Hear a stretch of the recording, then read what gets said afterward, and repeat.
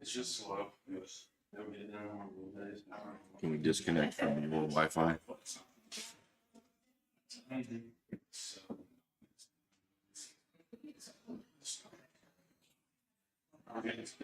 Yeah. It's just slow.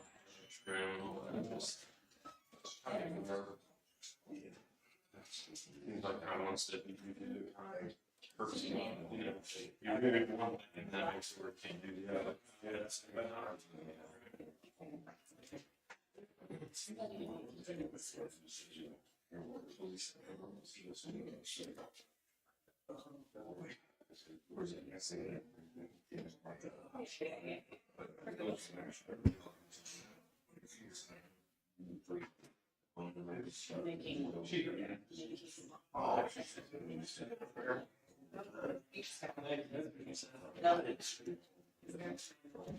What's that? What's the run? What's that?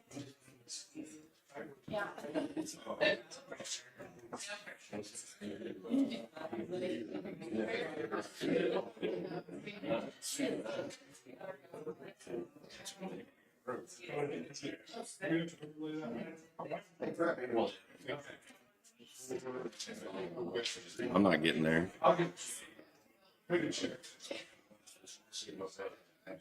It's called jewelry.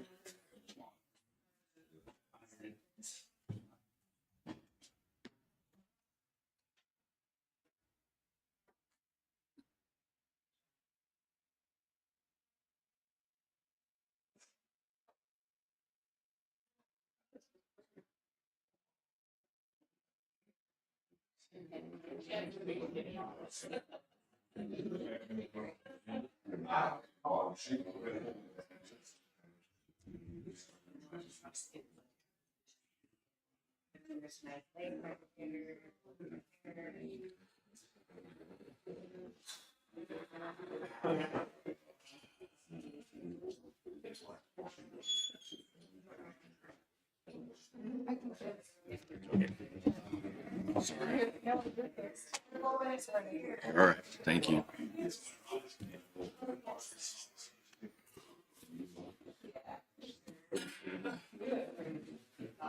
First, you had a hearing. Anybody could be here tonight. Okay.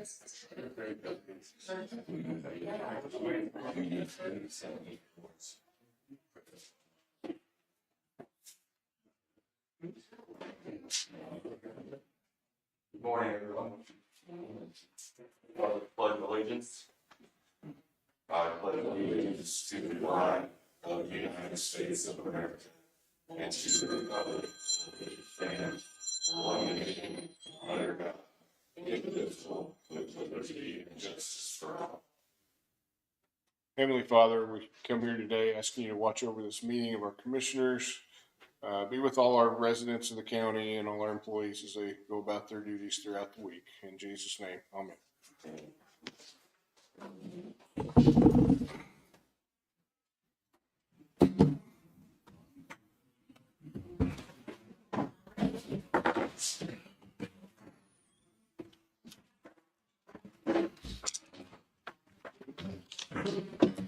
Okay, I will call the Monday, April 1st meeting of the Linn County Commission to order.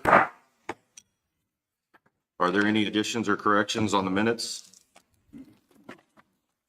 If not, I'll make a motion that we approve the minutes as presented. Second. It's been moved and seconded to approve the minutes. All those in favor say aye. Aye. All opposed, motion carries. Make a motion, we approve the claims in the amount of $221,378.70. I'll second that motion. It's been moved and seconded to approve the claims in the amount of $221,378.70. Is there any discussion or questions? All those in favor say aye. Aye. All opposed, motion carries. Adds and abates are numbers 280 through 288. The total is a negative $4,226.72. What was that number again? 422672. Negative. Yes. Okay. I move that we approve the adds and abates numbers 280 through 288 in the amount of a negative $4,226.72. One second. Moved and seconded to approve the adds and abates 280 through 288 in the amount of $4,226.72. Is there any discussion? All those in favor say aye. Aye. All opposed, motion carries.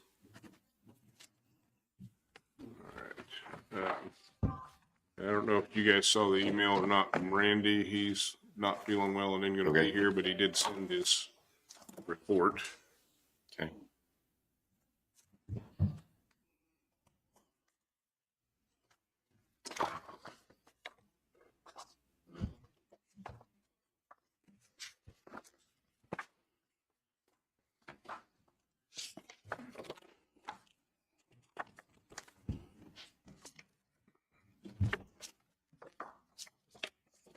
All right, so for fire department,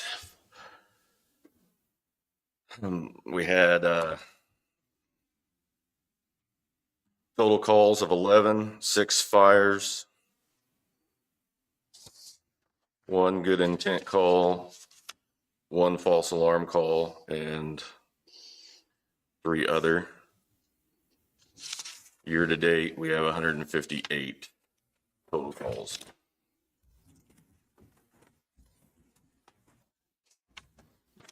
And you should also have the sheriff's report in your Yep. information. All right, sheriff's report for April 1st. We have total prisoners in of 70, 9 releases this past week. Total farmed out of 0, total farmed in of 52, resulting in $4,043 per day of income. Total 911 calls of 69, total jail contacts of 4,588, total calls for service of 684, civil service papers served 19, VIN inspections 7, new cases opened 11, cases closed 8, vehicle crashes 1, SRO activities of 107, that's calls for service, bailiff contacts of 115 with 53 calls for service, and livestock out of 12.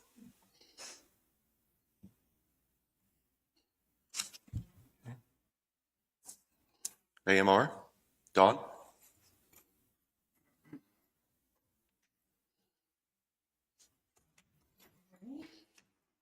Good morning.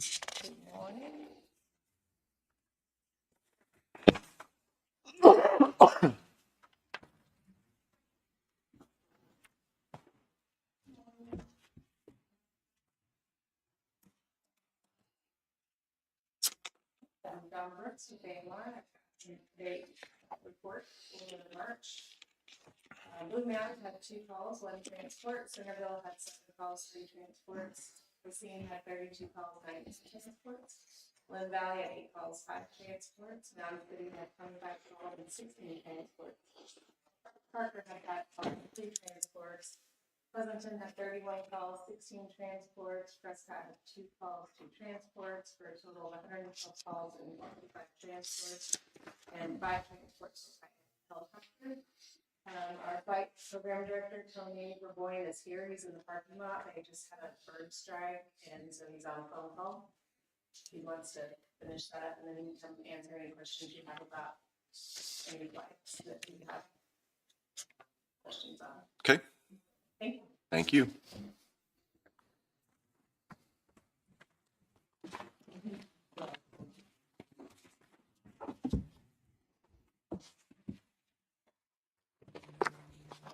Okay. Sean?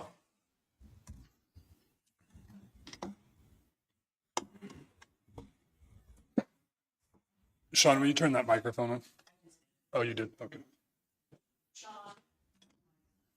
Yep, got it. Sean West, Public Works Administrator.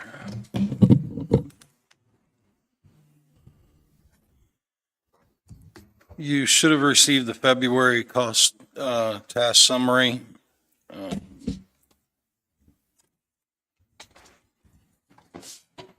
And I had mowing recommendations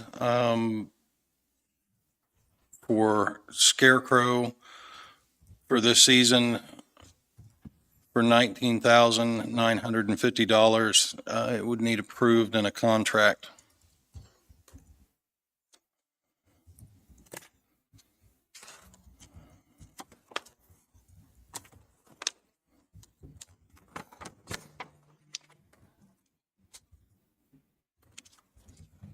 Questions on the recommendation from the bids for the mowing? I don't know. I don't have any. Okay. I'll make a motion that we approve the bid from Scarecrow Mowing in the amount of $19,950 with a contract. I'll second. It's been moved and seconded to go with the bid from Scarecrow Mowing on the mowing for $19,950 with a contract. All those in favor say aye. Aye. Aye. All opposed? Motion carries. I had land leases that needed approval and contracts will have to be made. The first being the airport. We recommend a bid from Linda Conley for $4,760. Second being Lacing Park, Dalton McGinnis, $815. Landfill, Dalton McGinnis at $2,600. And I'm sorry, the first one that I said, Dalton McGinnis, that should have been the Lacing Industrial Park at $815. And Cole Davis at the Linn County Park for $4,140. Cole Davis, Yes, 4140. yes. How many year contract are those? 2 is what we asked for. Is it 2? That's correct. And the one on the landfill hay was not up, right? We did not receive any bid. You didn't receive it. Okay.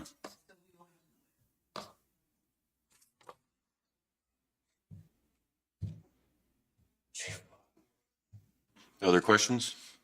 I don't know. I'll make a motion that we approve the land leases for the airport, Linda Conley at $4,760. Industrial Park for Dalton McGinnis at $815 at Lacine. The landfill crop ground, Dalton McGinnis at $2,600, and Cole Davis for, which one was that one for? Park. The Lacine Park at $4,140. Thank you, guys. I'll second. It's been moved and seconded to approve the land leases. Is there any discussion? All those in favor say aye. Aye. All opposed? Motion carries. We only had one bid for fuel contracts. That was MFA.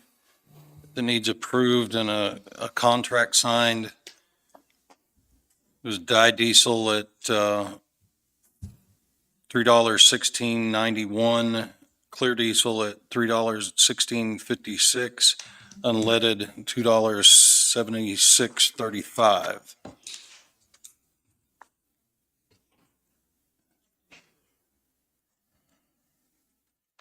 And I do have the contract here with me. If you want to sign it or you want to approve it and have me sign it. Everything went good with that last year, right? As far as the company, wasn't it? It was the same company and we didn't have any issues that I'm aware of. I'll make a motion, we accept the MFA bid on the dyed fuel, the clear diesel, and the unleaded. Unleaded. Unleaded. Yep. Are we gonna allow Sean to sign those, or do we? I don't know, how did we do it last year? Did we sign them or did? I think you approved me signing them and sending them back, I believe. But I've got them here, however you want to do it. I don't care. No. Okay, I have no problem with him signing them. you're good with him signing them? Yeah. So adding that to the motion. I'll allow Sean to sign the contracts for the fuel. Okay. I'll second. Been moved and seconded to go with our bids from MFA for dyed diesel, clear diesel, and unleaded gas, and allow Sean to sign the contracts for us. Is there any discussion? All those in favor say aye. Aye. All opposed? Motion carries. Dust control signups in this coming Friday, April 5th. That'll be the last opportunity to sign up for any dust control. If anybody's interested in that project, they can get with Joyce in our front office and take care of that. I have 2 burial permits.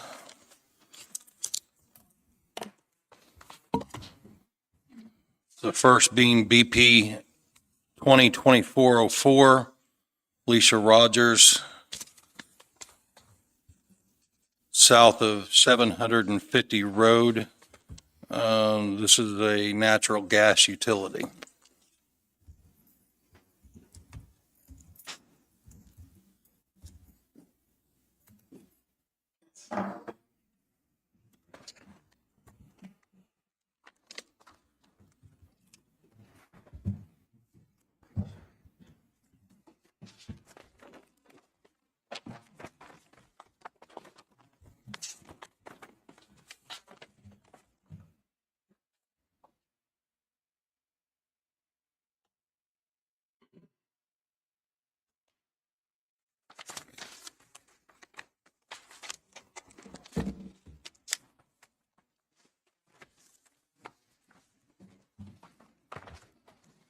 I'll look at it.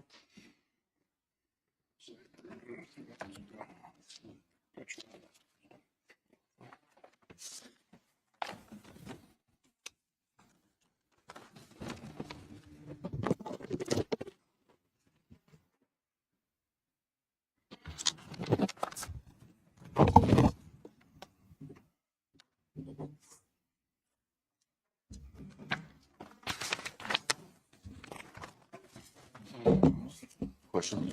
I'll make a motion. We allow for the burial permit, 2024-04 to Alicia Rogers for the natural gas line across Lyman Road. I'll second. It's been moved and seconded to allow for the burial permit 2024-04 for Alicia Rogers on 13485 West 750 Road. Is there any discussion? All those in favor say aye. Aye. Aye. All opposed? Motion carries. Seconds, BP 2024-05, Josh Mitchell, 500 east of Casda, and this is a water line project.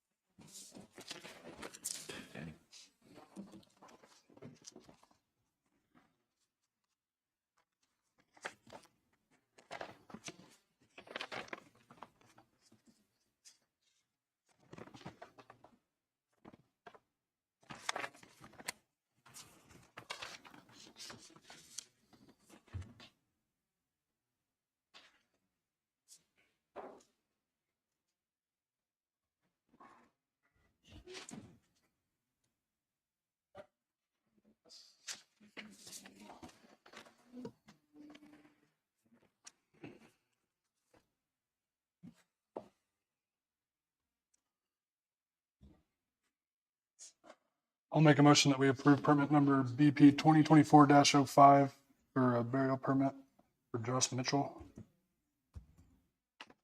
I'll second it. It's been moved and seconded to approve the burial permit 2024-05 for Josh Mitchell. Is there any discussion? All those in favor say aye. Aye. All opposed? Motion carries.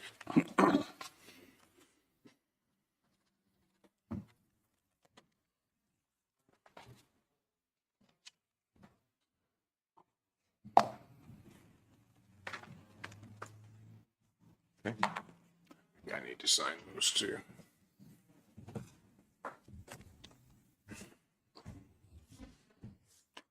Commissioners, if you'd like to finish your discussion with AMR, the rest of what I have is pretty detailed and probably will develop quite a little bit of discussion, and I can make copies for David while you're doing that. Okay. That'll be fine.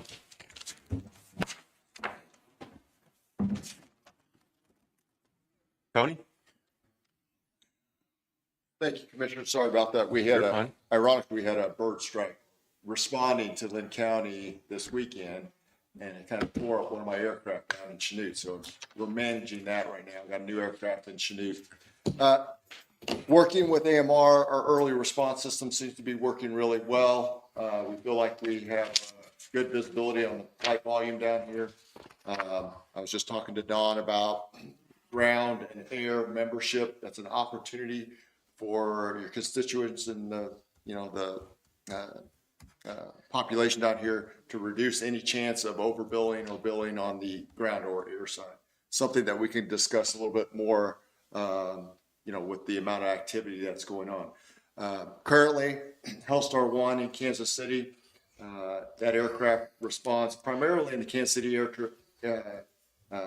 but responds to Linn County, to the northern part of Linn County, and about 5 designated landing zones. Chanute aircraft, Eagle Med 14 out of Chanute, responds to the southern part of your county.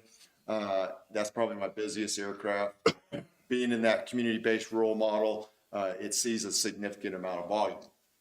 Staffing, we have some staffing issues. I got a new pilot coming on board. On the medicine side, like in any hospitals throughout the country, we're having some difficulty managing, but staffing right now has been pretty good for us at both bases currently. There's some more information about the programs that I'll leave with you guys. And if there's any questions of me regarding air medical transports in and out or out of Linn County. I had a question. We have an airport here, and we've just been trying to throw around ideas to make it useful, I guess, if you will. Would it be beneficial to throw around the thought of maybe having that a home base for you guys? Is there any way to make that happen? Or We would probably end up cannibalizing one of the bases if we planted an aircraft. Oh, you would. I just built a brand new hangar at the Chanute base. That base has been there over 20 years. We spent about $350,000 on a brand new hangar at that facility. Kansas City, it's unique because it's kind of what we call a hybrid system. We utilize some of the hospital staff along with my staff to get on the aircraft. So specialty team members that do NICU services, high-risk OB, the cardiovascular team. I can't provide all those staff members on what I can provide for that base and that business unit. I'd go out of business. Right. So it's a unique opportunity. It's probably an area that we could probably look at. Myself and Jason Jenkins could look at, my regional director, for review. But I really think we'd end up cannibalizing one of the bases. So you got to realize there's air medical transport out of Parsons, Joplin, Bolivar, Missouri, and Springfield, and then also in Harrisonville. So there's a lot of good network of overlap here when it comes to this county. I've been flying in Kansas City since '99. I've been coming down to Linn County picking up patients. When we didn't have the nice highway that we have coming out of Kansas City, we were picking up a lot more patients back then. I feel like we have a really good early response system on getting you guys, the resources you need from the ground to the air component. We collaborate, every other week and every month and review every one of these calls. If we don't have the resources, we'll go out and find the resource or use additional resources with some of the other air providers as well. So All those sites that you said had air bases also have hospitals, do they not? Chanute does. I mean, they have limited resources. I mean, Right, that hospital is a busy hospital that struggles. It is a lifeblood. But let's take, for example, Fredonia, limited resources in blood products. We just put blood products on the aircraft last July, and that's a significant impact to the community because it is the gold standard in trauma resuscitation. It's something that it took us 3 years coming out of COVID to even get those blood products on the aircraft because, there's all this thought about, convalescent care for COVID. They really weren't knowing how to manage it. We just couldn't get the blood products. It took us 3 years just to get it on the aircraft that I currently have. Now, what hospital are you flying out of in the city? So we fly to all the hospitals. Where's your base at, I The guess? base operations is Overland Park Regional. That's where I utilize the NICU staff. I have 80 crew members on my roster, my EMS roster, and it's a lot to manage because I have to every day have a NICU nurse or NICU practitioner and also high-risk OB nurse to go with our staff when we have those calls, and we have a significant amount of those calls. There's a huge population that is getting pregnant coming out of COVID.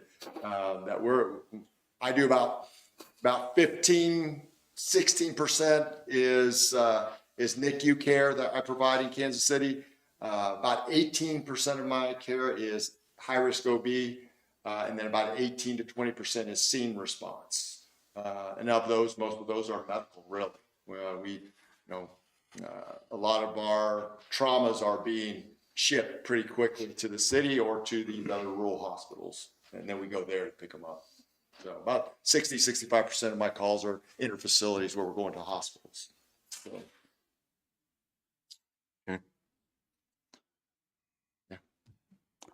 Well, thank you for coming and sharing with us. Yeah, thank you, Tony. About our program. Yeah, there's some business cards in there, and here, I get some. I live in Olathe, so it's not much to get a hold of me. I can come down to any of these meetings if you need me to. Thank you.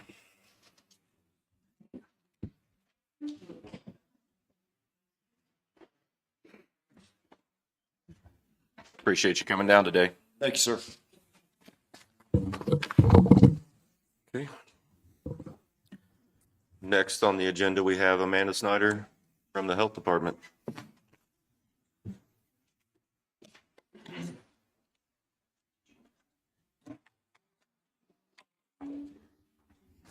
Good morning, Commissioners.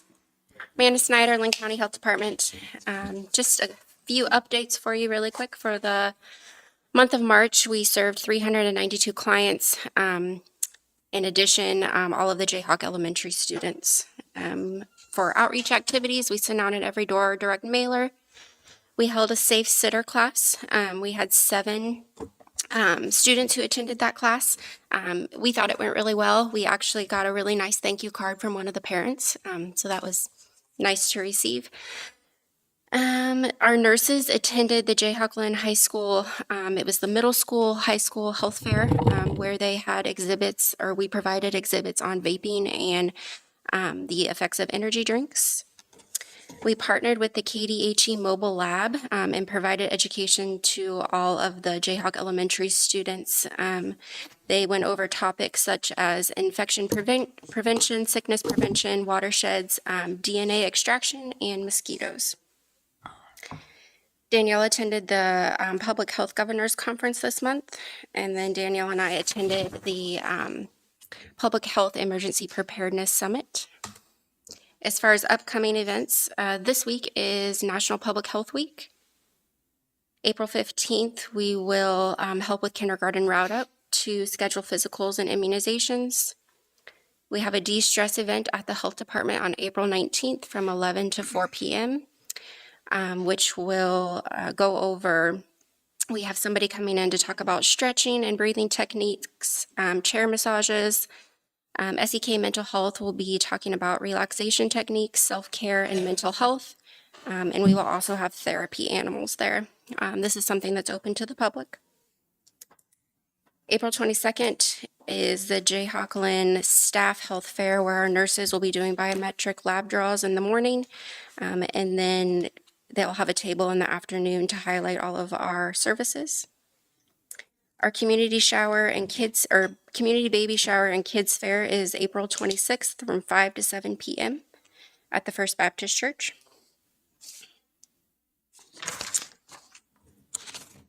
The other thing that I have for you today, I sent an email about a week and a half ago that just went over our aid to local grants that we apply for each year, with some information on that and what we're requesting and what those grants cover. To finish that application process, I have to upload the signature page today. So I am here to ask for a signature on that.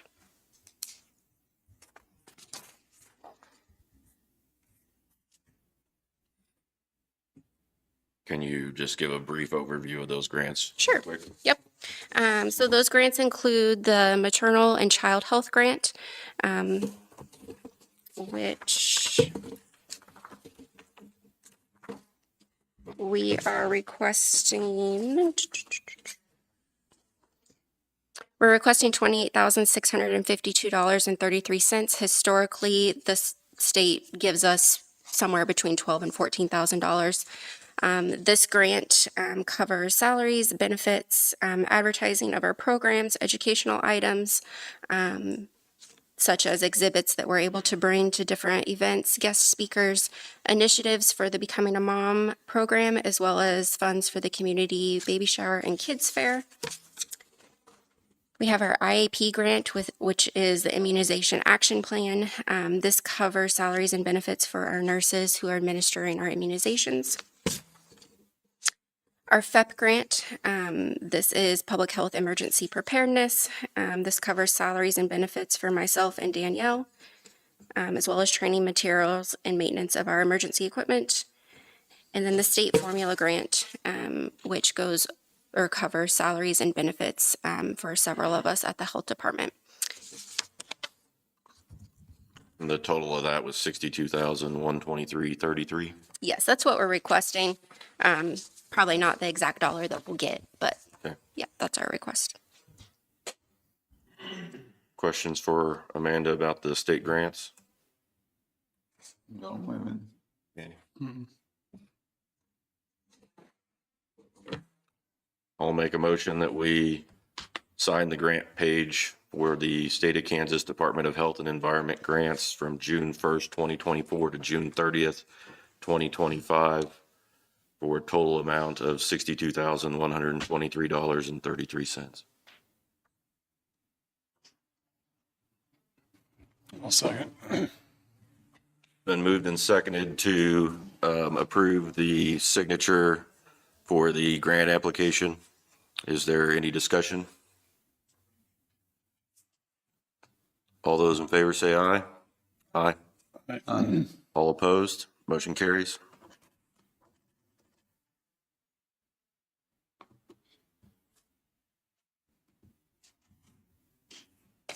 Thank you. Thank you, Amanda. That's all I have, unless you guys have anything for me. I don't. I don't have anything. Thank you. Okay, thank you. Okay. John?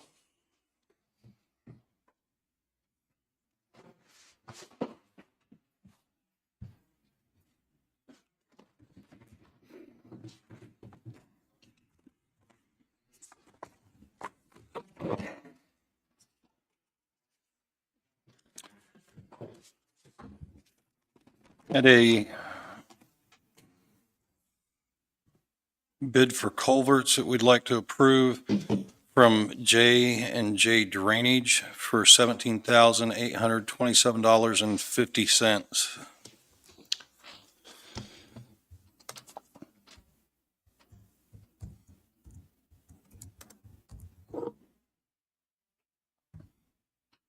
Questions about the culverts?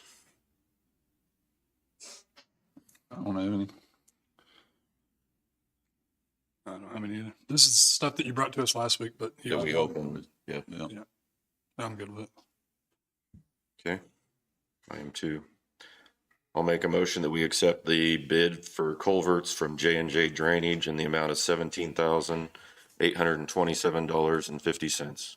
I'll second it. It's been moved and seconded to accept the bid for culverts from J&J Drainage in the amount of $17,827.50. Is there any discussion? All those in favor say aye. Aye. All opposed? Motion carries. Next, I had a road tractor recommendation for Next-Trend Truck Centers at $162,492.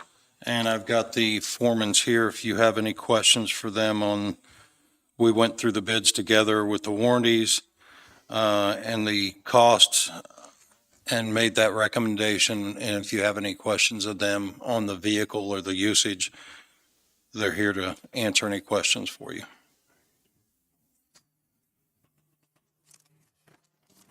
We have two of those in the county, right? Two road tractors with the low boys. For the road shops, I believe there's other trucks over at Landfill, yes. Yeah, but I mean, for the road, we have one in this district and one. I'd like to see us to go to one myself.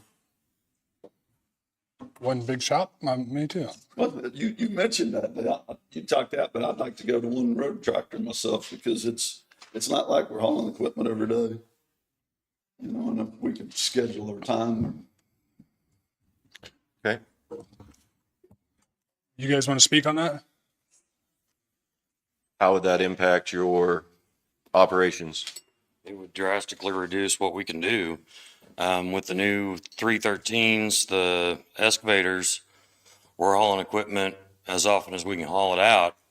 In the past, the Mound City Road Shops was not used as often as North Shop. They hauled the dozer, the front end, or the track loader, the big excavator. We just didn't have equipment to necessitate the two road tractors. But with the 313s, I mean, whenever I can take it out and use it, I'm taking it out and using it.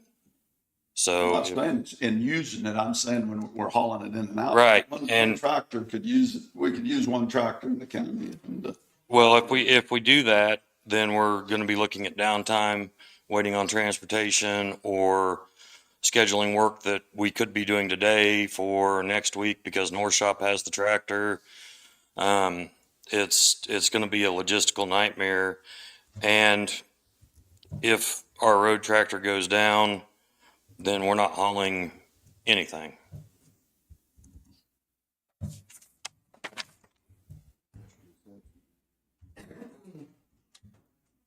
Yeah, it'll definitely reduce productivity in the county.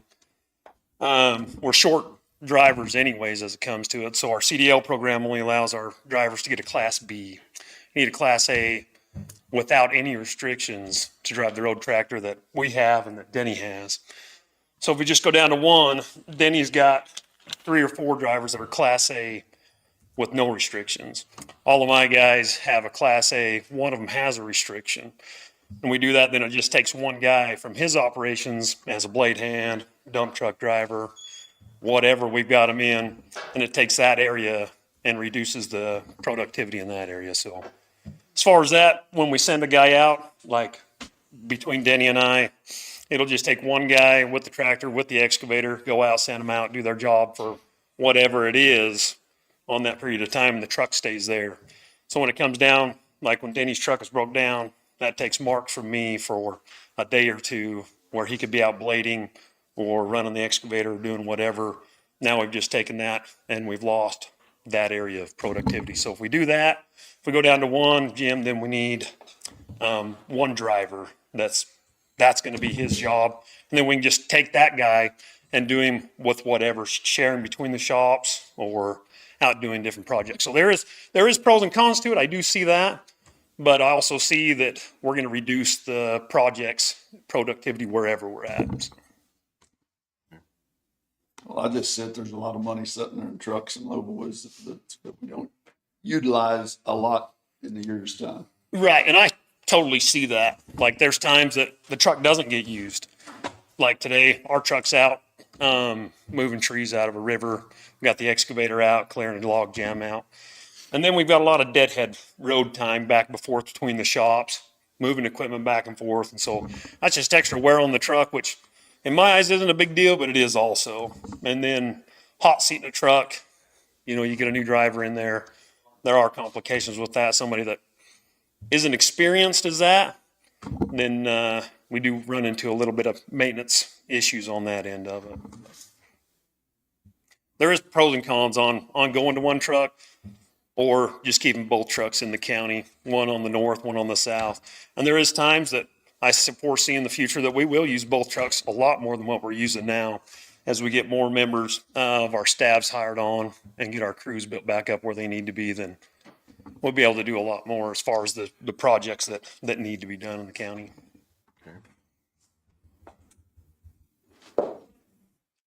Our difference in that also is in the past, we've had backhoes at every shop. Now we have the one backhoe. When we're transporting now for work we used to do with the backhoe, we're now transporting a tracked vehicle where we could road the backhoe out. You can't do that with these 313s.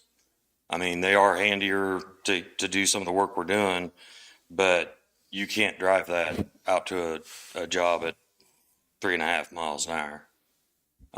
So I'm planning on using mine even more and more the more projects we get closed up now, and we're going to be back out doing tubes, trimming trees, cleaning things out.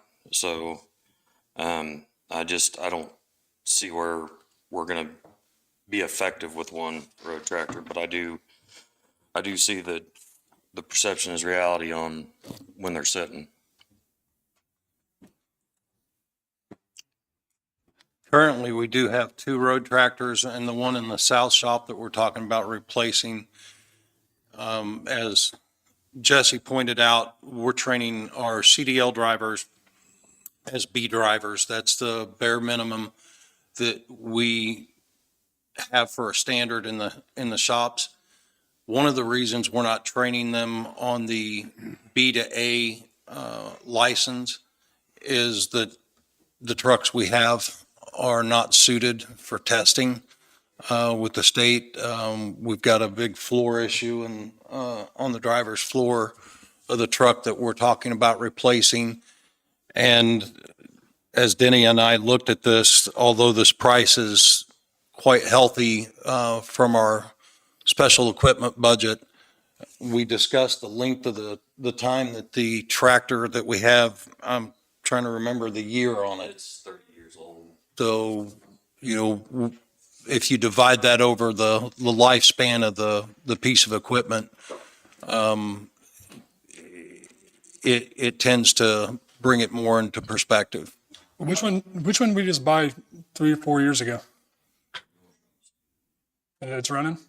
It runs. We've dumped a lot of money into that truck since the time we've had it. We put in just as much, if not more, than what you guys paid for the truck.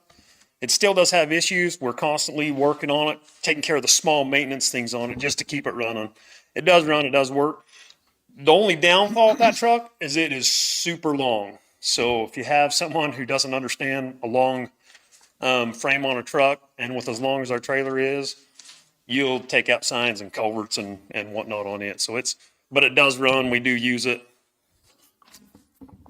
Do we have a log as far as how many miles we stuck on these trucks in the last 5 years? Can I go back and look and see how many miles we've actually put on the 2 we had? We can get that for you for sure. See that? You bet. So do you guys think there's enough work to be done where we have a full-time driver in it every day, just dropping off, picking up, and moving around? If you have one truck, that driver will be busy 3 to 4 days a week moving stuff around. So they'll be busy.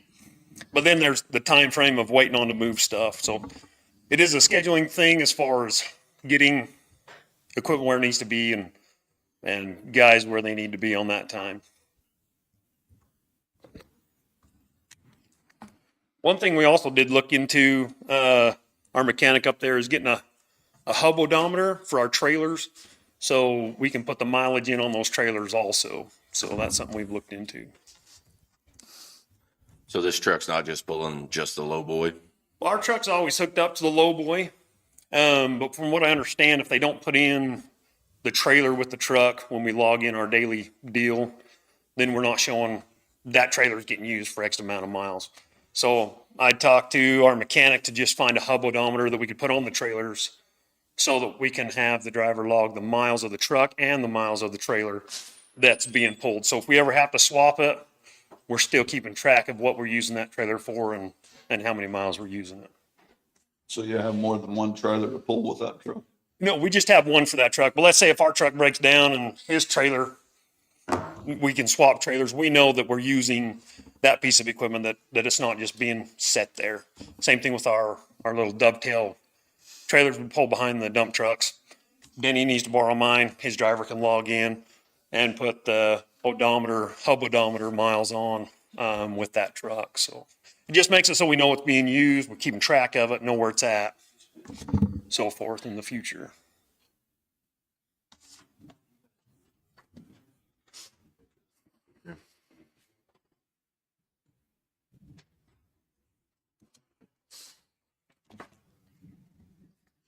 Commissioners,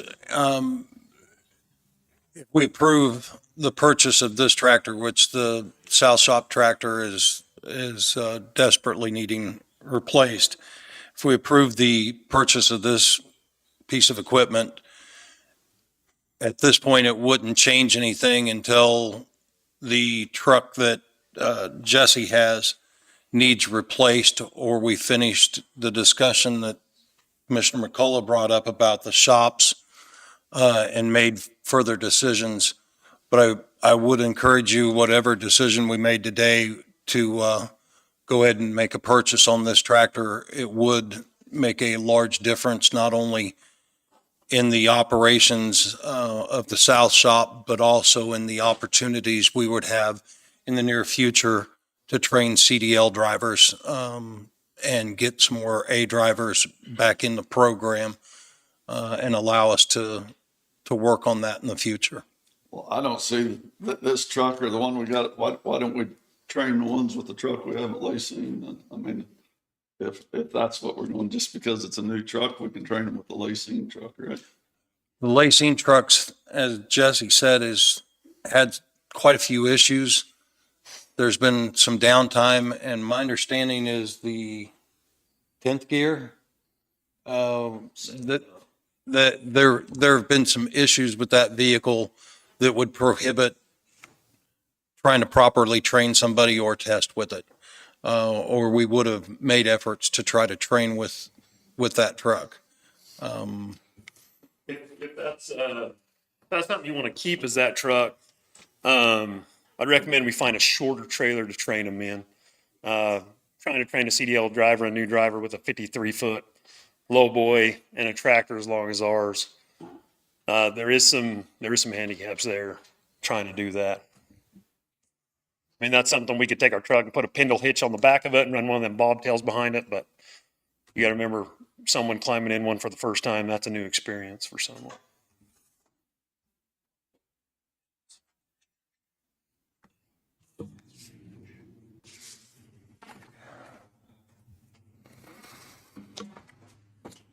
Well, I've stated where I was. I was okay with going out and getting bids, but I won't be voting for anything until we get the Pleasant issue figured out. So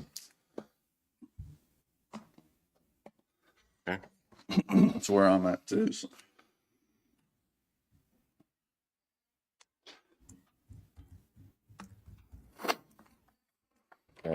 This will have no impact on their ability to meet the goals that we're going to set for them and everything that way? what goals? Cleaning out the ditches? I don't think we've set anything, have we? Oh, but we've talked about setting some. I think the trucks need to be in the talk too. Okay.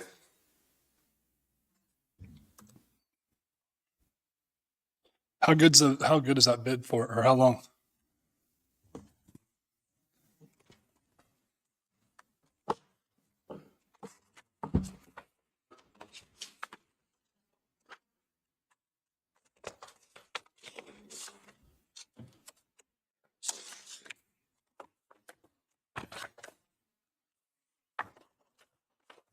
It's going to take me a little bit to find that paperwork and which truck, but I assume most of these are 30 to 45 days at best.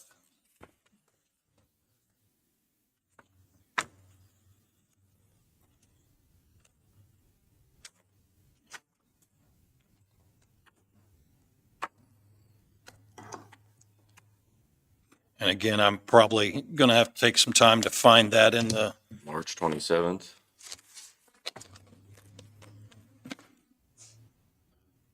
My date's already up, isn't it?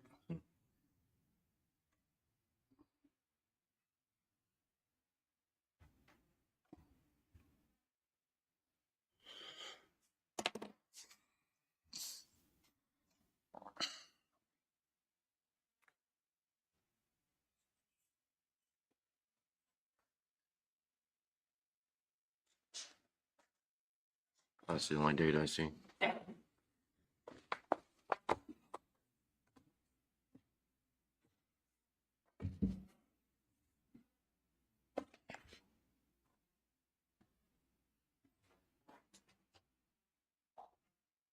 Okay. next I had the chip and seal bids. Todd's here to speak to you about the program and the recommendation we made. The recommendation is that we continue to do the work. And if you choose to hire it out, that we do Blevins for option 2, which is $609,000. I mean, $609,000, $786.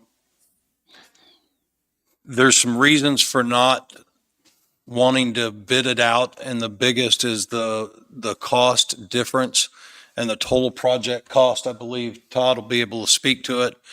The difference was near $100,000, which attributes to, from what we were looking at, I believe 5 miles of roadway that would either, we would have to diminish to maintain our cost, or that we would eventually have to find other funding for to maintain the same length of roadway through the bids. How many weeks of work do you think that is, Todd, that this deal here, this as far as the bid? When we did our chip seal, it took us 10 days.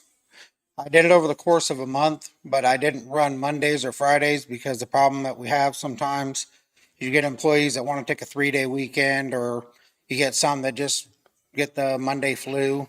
So we ran Tuesdays, Wednesdays, Thursdays. And I started mid-July and I ended mid-August.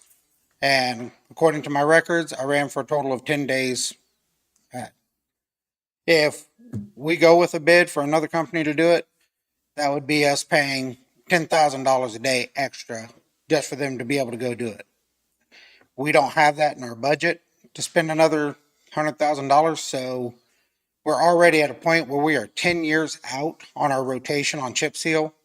We have over 200 miles of hard surface, and we used to do 40 to 50 miles a year. We're now down to 21 to 23, and at that rate, I'll have roads that fall apart before I ever get to them.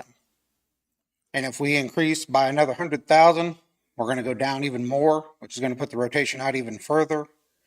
And it's just not a recommended way of doing it, in my opinion. If we already have the equipment and the manpower and everything else, I still think in-house is the best way to go for us.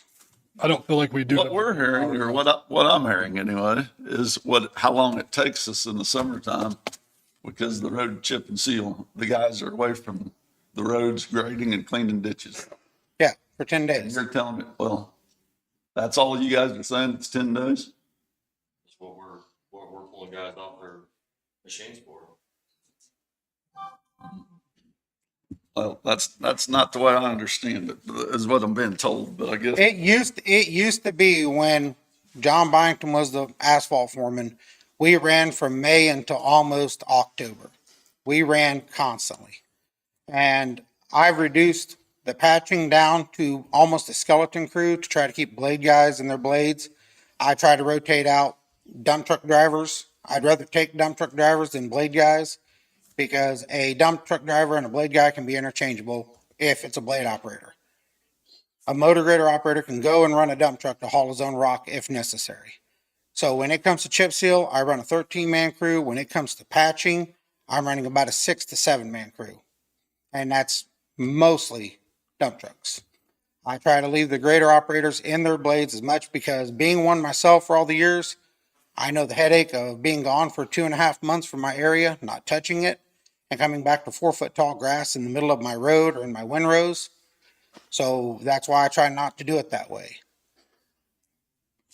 I don't know. I just think we have a huge problem. When I first became a commissioner, our rock budget was pushing, I don't know, 300,000, and what now? It's going to be pushing $1 million this year.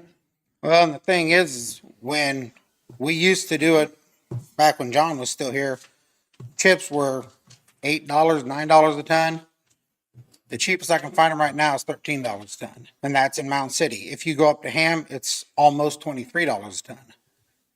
And that's a big factor in what we're getting done is how much it's actually costing us. And our oil, where it used to cost us, a couple of $1,000, about 12 to 14, is now costing us $18,000 to $19,000 for a tanker of oil.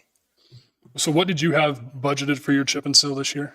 We normally budget with everything included about $500,000 to $510,000. That's wages, fuel, everything. And that'll do 23.5 miles is what I've got budgeted this year.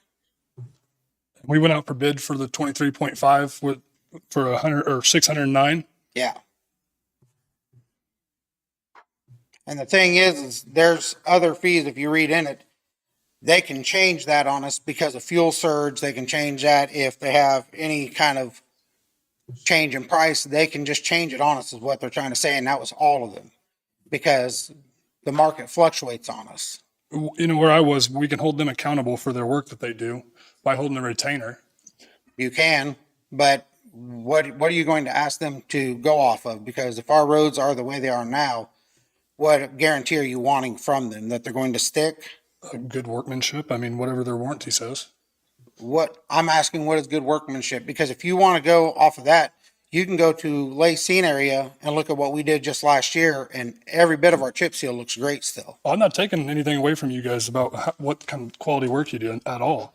I'm trying to figure out why we have all these gravel roads that are important too. A lot of people live on gravel roads.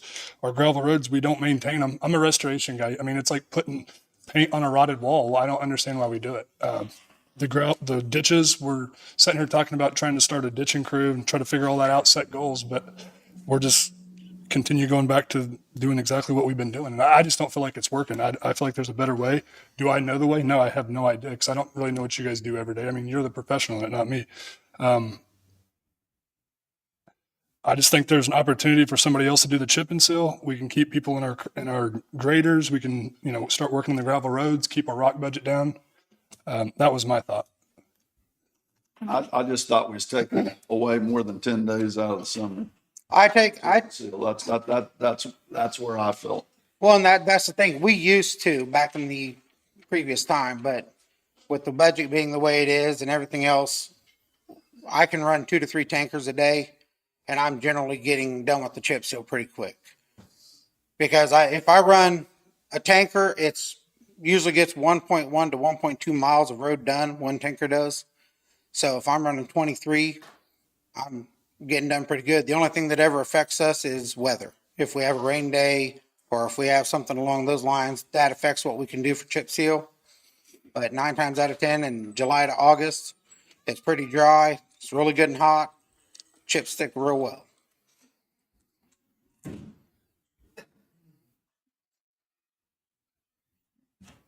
So do you want to send it out for bid? Or do you want to accept that bid? Or I don't know. I mean, So an extra $100,000. Or spend how much on gravel and not maintain the roads.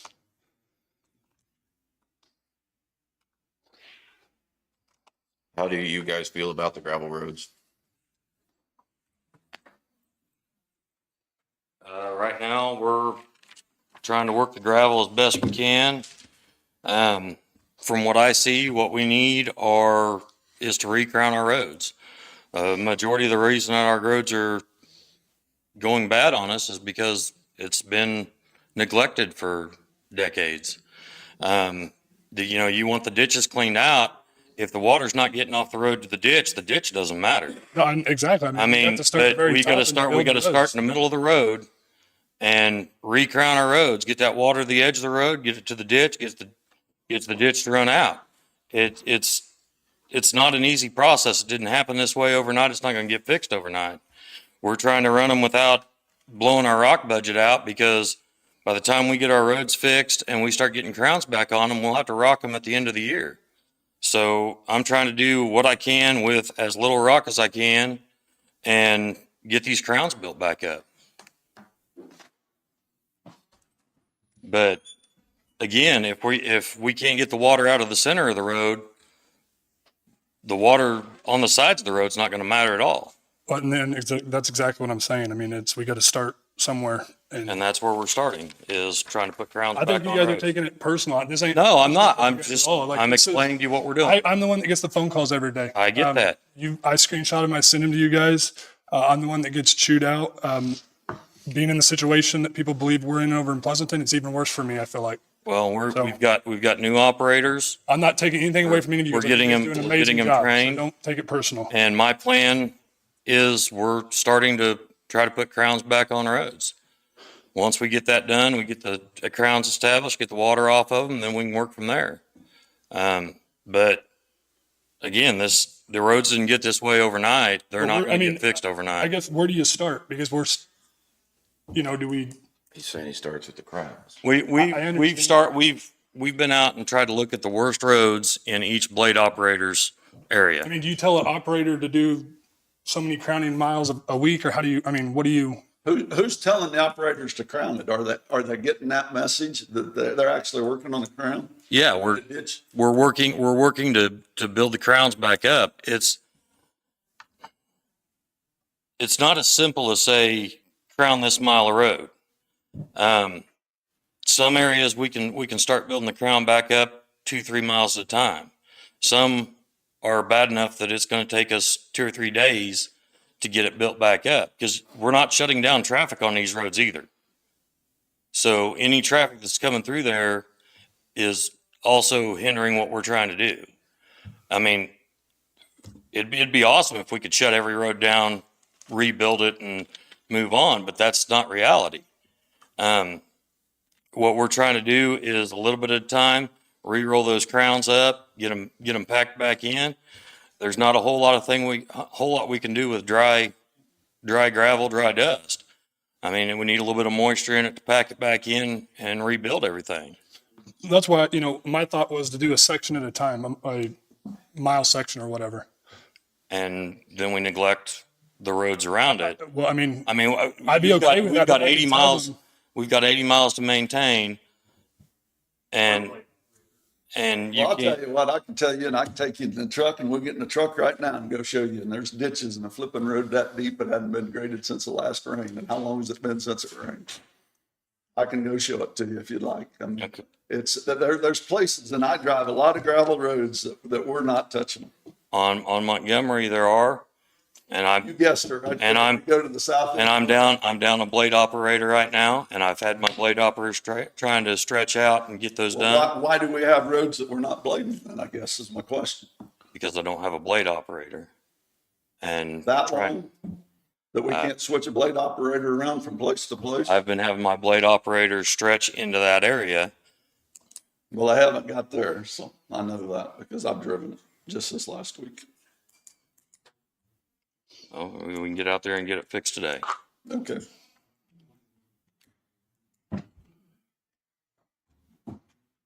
This is why I want to start with a plan, goals, work with you guys, figure out what the best route would be. I don't know. And I know it's starting with the crown. I understand that. We gotta start at the very beginning. Section at a time, I don't know. I mean, we gotta have expectations for the graders, right? I mean, I can tell you, one of the biggest issues we suffered as someone who bladed roads for 12 years for the county, we have really bad ditching policies. We have nowhere to put the dirt. The dirt runs off in our ditch. It silts in our ditches.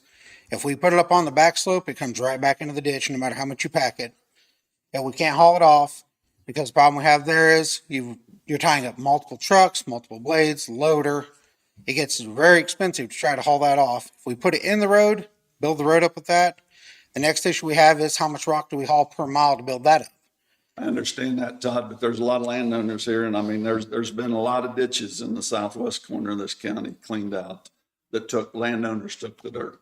If the landowners were to take it, But are we reaching out to the landowners? well, and that's the thing. That was my area too. I know it was. And- I know where you were. yeah. But what I'm saying, are we going the extra step and reaching out to the landowners to see? I can't answer for anyone else. I used to. And that's the issue. You've got a lot of landowners who have fence that are fairly new fences, and But there's a lot of it that's farm ground. yeah, and on those, I would roll my ditch up into the field as long as I got permission from the I farmer. think the landowners will take it. Yeah, and I never had an issue with any landowner that said, yeah, you can roll that up onto my property as long as I don't have a crop in or anything of that nature. They had no issues. See, and we've went through the best winter as far as dry to be able to do that before the crops came in. And I tell you what, I haven't seen much done in the last few months as far as cleaning ditches. And see, on that, I can't answer. I just know how it was when I was doing it, and that was my I policy. understand, but what I'm saying is I'm not saying it now. how long does it take to use a grader to blade or to clean a ditch out like that? That varies, really, it does. If it goes good, if the bottom of the ditch is really solid, you could have a mile of road cleaned out in probably a day. And that, because you've got all your field entrances, you've got everything of that nature you've got to contend with. My area was really heavy with pipeline. So I have to watch when I go crossing pipelines with my ditch. I'm not allowed to do much on those. So you have to kind of deal with that. And if you come to any culverts, any bridges, you've always got that to factor into. Wouldn't it be beneficial to keep the graders on the road and just have a crew with a dump truck, a equipment trailer, and a skid steer or something, and fill the dump truck up with the dirt you're talking about if need be? You Have could, a two-person crew, one guy running the dump truck and one guy running the piece of equipment. well, you could, but the problem that you're going to run into there is the skid loader only has so much of a bucket on it. And by the time you're trying to dig in, turn, load, dig in, turn, load, dig in, you're not going to move as fast as you would as if you were rolling it up with a grader. If you rolled it out for a skid loader or backhoe or a loader to pick up, you would go faster in that sense. The thing is, when it comes to those graders, you can run them, blade your roads, put ditches in, but we don't have operators that are trained the old school way like we used to be. And the problem with that is that we used to run our area in 6 days just blading. If you were not trying to do anything major, you could run an area in 6 days. We don't have that anymore. It's hard to do because we don't have the operators that are experienced like we used to have in the county. So you could take guys away from a blade area for a week, 2 weeks, 3 weeks, and they could go right back and hit their area and it was fine. We don't have that anymore. We've got to train our grader operators to be more than what they are right now, and they're not really getting it because there's no program right now to train them that way. Right. I think we're just rolling with it, and that's what I don't like. Right. And I'm not taking away from any work that anybody's doing. Don't get me wrong. I think we put a lot of expectation on the graders, and when we do take them out of it, they hurry up and their ass is puckered when they're out there trying to grade, trying to keep up with the mileage that they think that we want. And we've never even talked about that. Well, I mean, I will give credit to my previous foreman. He didn't care if I was doing 1 mile or 20 miles. And my goal, if I was grading a road, was I did 20 miles of road if I was just grading. But if I had 1 mile of road to do and it was ditching and cleaning, as long as it was something that could be shown that I was doing, there was no expectation for mileage because I made the call as an operator what needed to be done. I knew where my problem areas were. And nothing on those two, they're new to this game. They don't know either. They're learning. And I think they're doing a fantastic job because they're stepping into a position in an area that was not very well maintained. I mean, we've got a lot of roads that need a lot of help. Right. So I feel like that's where we have to get a starting point, and that's what my thought on the chip and seal bid that out would be. I mean, that's my whole right into my reason on that. Well, if you're looking at 10 days out of 365 for $100,000, I don't see how that's a benefit. In their bid, what's the time they have allowed for the 609? They'll do it probably faster than we will because they'll be able to run a bigger crew. They're actually set up to have the tankers run with the trucks where we're not.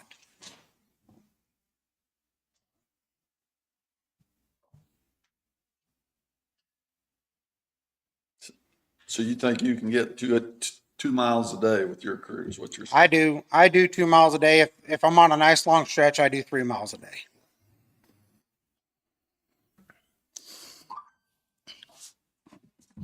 And I've tried to keep all my chip seal now since of the way it's going. I never understood that chip seal in one area, jump all the way across the county and chip seal in another. I don't like that. So I usually try to plan all my chip seal within the same area. And that's why I move around the county like I do, so that I don't have the time trying to transport equipment, trying to transport goods, anything of that nature. I don't want that. I want to be in an area and I want to work in an area.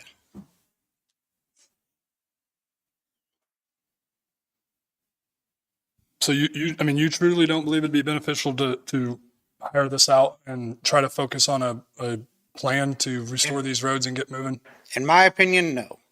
I think if we're going to try to do something beneficial for the county, I think we need to bring in some trainers that can actually show what needs to be done properly and train our grader operators that way. Because as I've said, when I worked with Dusty Northcutt and Richard Cummings and all of them individuals, we were always taking off our blades for months at a time. And we would go back and have our area put back in a week and a half. And that's just how it was. It worked that way because that's what we were used to doing. Now it's hard for these individuals to do that because there's no muscle memory, if you will. There's no having to do it constantly. They're used to dealing with washed out roads and they're used to dealing with that kind of stuff, but I don't know any of them that have had extensive ditching training. You've got Mark up at Lacey who does a phenomenal job. I've got Franklin over in my area that does a phenomenal job. You got Mike Nation for him that's doing a phenomenal job. They have experience, but you've got a lot that don't.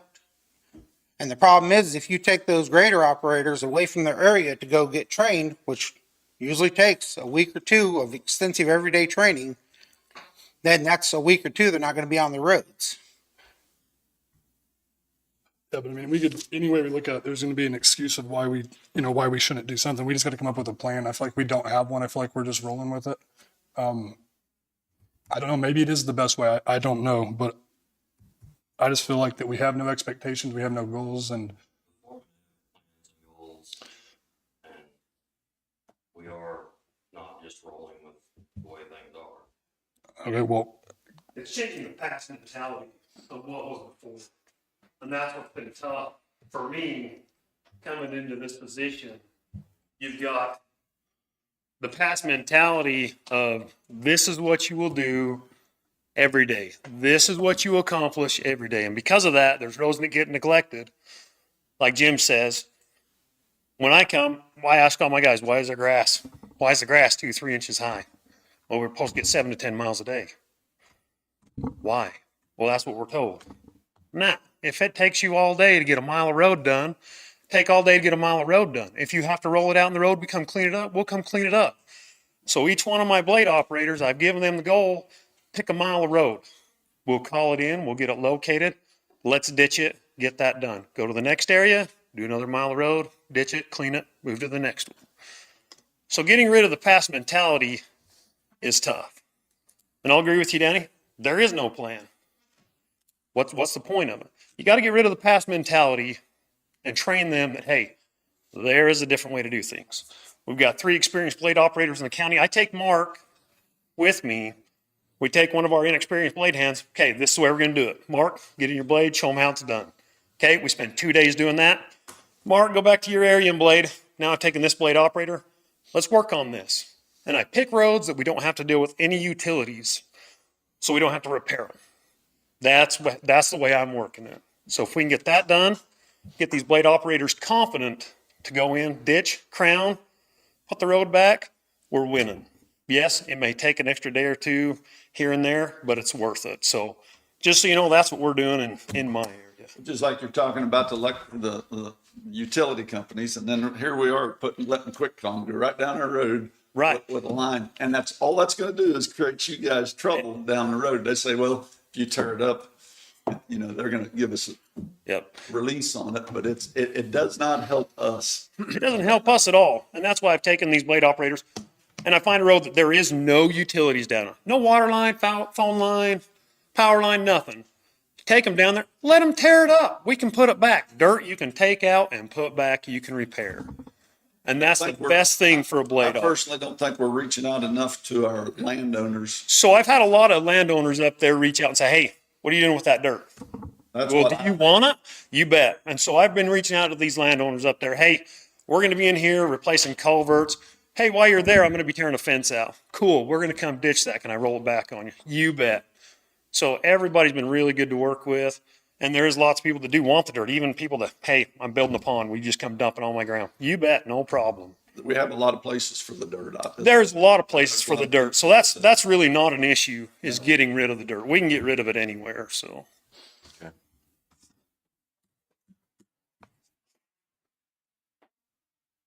We're still where we begun. I mean, this is a text I get. Did you guys' grader break down, or did you guys sell it? I took my skid steer to a said road and filled potholes 3 weeks ago.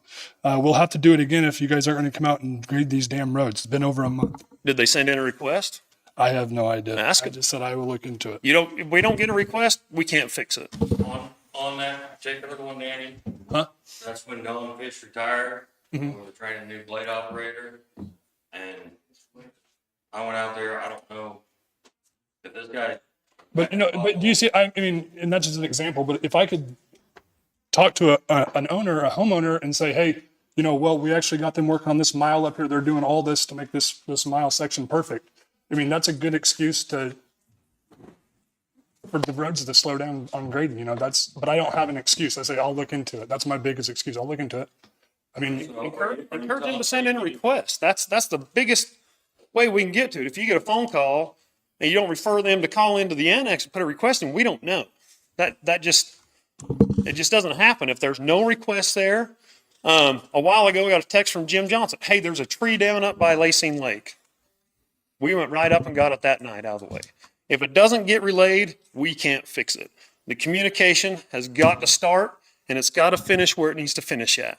So if there's no request, it doesn't get done. Are we just fulfilling requests, or do we actually? No, if you send something in, if you call Denny, Jason's called me before, hey, we got to get on this road.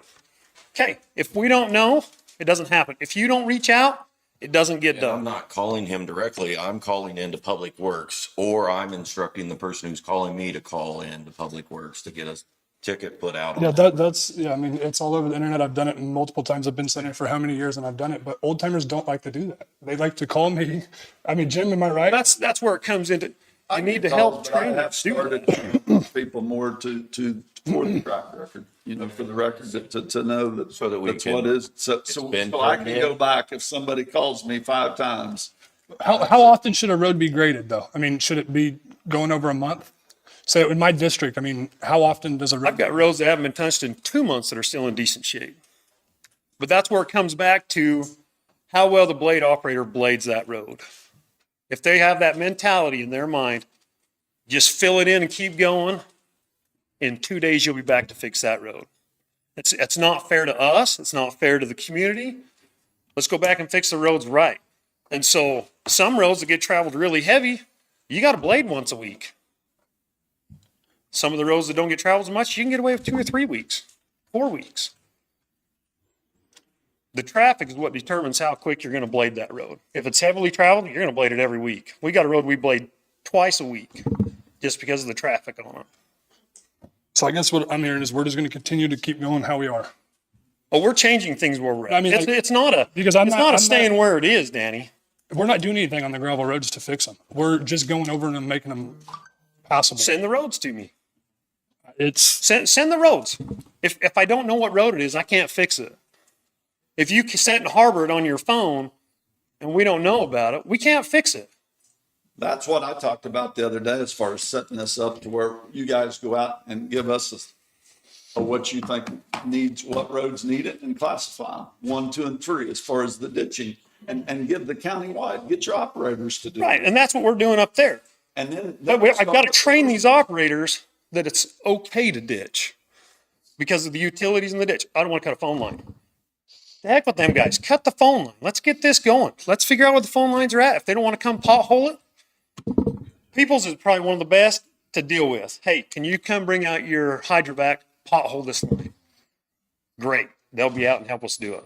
They'll come pothole that line. I know how deep it is. The blade operator knows where it is. That's great. But until we get these blade operators confident enough to go through and pull the shoulders of the road, we're going to be in the same rut.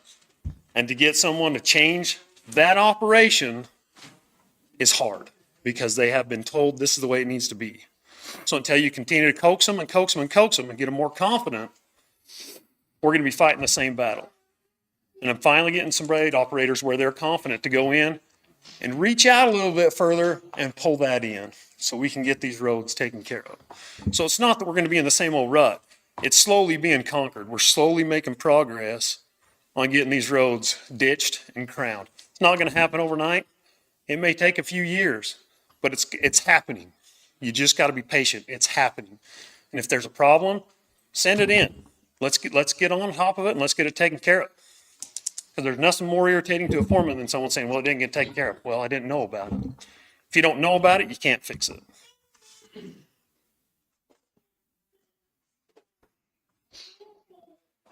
Are we just making the problem bigger by not carrying on? I mean, they are making changes. They are trying. I'm not taking that away from anybody that they're not trying. I'm just saying that if we're, it's my job to see if there's a better way, and that's what my reason on this was. I feel like that I don't know best. I don't. That's why I'm asking you guys. That's why I thought maybe a dump truck, an equipment trailer, a piece of equipment, and a 2-man crew would be way more beneficial than trying to have a grader do it. But I don't know though. I've never done it. Trying to explain to you that it's not more beneficial. But I feel like that over in my area that it's not getting done at all though. I feel like that we get neglected over there. Where are we talking about your area? Over in Pleasanton. Okay, so you're talking about just the 2 blades in Pleasant. I'm just talking about in general. Okay. Because you've got 7 blade operators in your district. Right. So is Pleasanton your problem? I feel like it is, yeah. I feel like the mowing didn't happen that much this year. The mowing I didn't have anything to do with. I feel like that I'm getting a lot of phone calls. And as soon as I can get mowers hired, we'll get mowers out. But the problem is, Danny, if I'm pulling 2-3 guys to do this, that's 2-3 guys I don't have to do something else. That's exactly. That's what I'm saying. That's what I'm saying. That's why I thought it would be beneficial to outsource the chip and seal, so that we don't have to keep pulling manpower to do that stuff, and we can leave people where they need to be, where we hired them, their job description on their interview day. The job description is as deemed necessary. Well, That's the thing is, a blade operator should be able to go to any piece of equipment in this county and run it. As far as skid loader, backhoe, track hoe, a grader operator should be able to take care of any aspect in their area that comes up. And sitting in a blade 8 hours a day, 5 days a week, there's going to be times during the year that blading is not going to be beneficial to us. The ground will be too dry, the roads will be too dry. It's going to end up doing more damage to it because we'll be breaking the rock and turning it into powder. But if it goes back to dry, we can clean ditches. We don't have to, have to blade roads. We can clean ditches, right? Right, and that's Okay. it. There's always a need for the grade. That's what I'm saying. There's places we can be doing it. We don't have to be grading the gravel road. We can be cleaning the ditch. Right.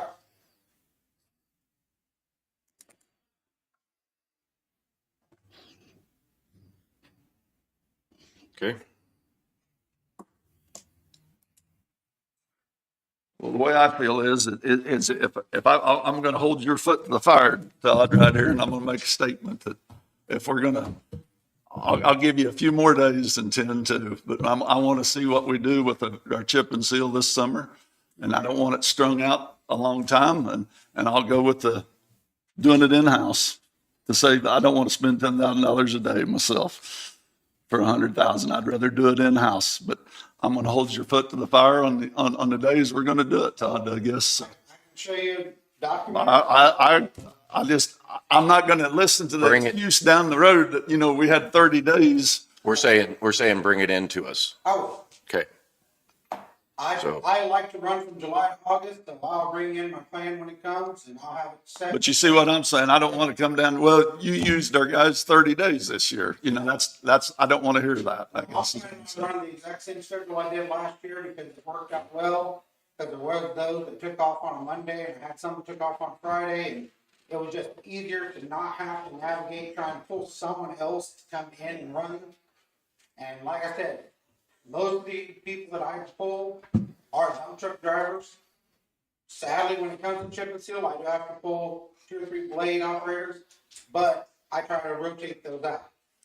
So if I have them for a couple of days, I'll send them back, grab another set of blade operators, send them out. That way I'm not taking one blade operator from his area for any extended amount of time.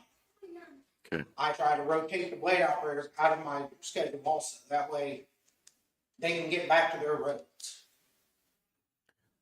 And we don't need a motion on that, or do we need a motion to not accept any of the bids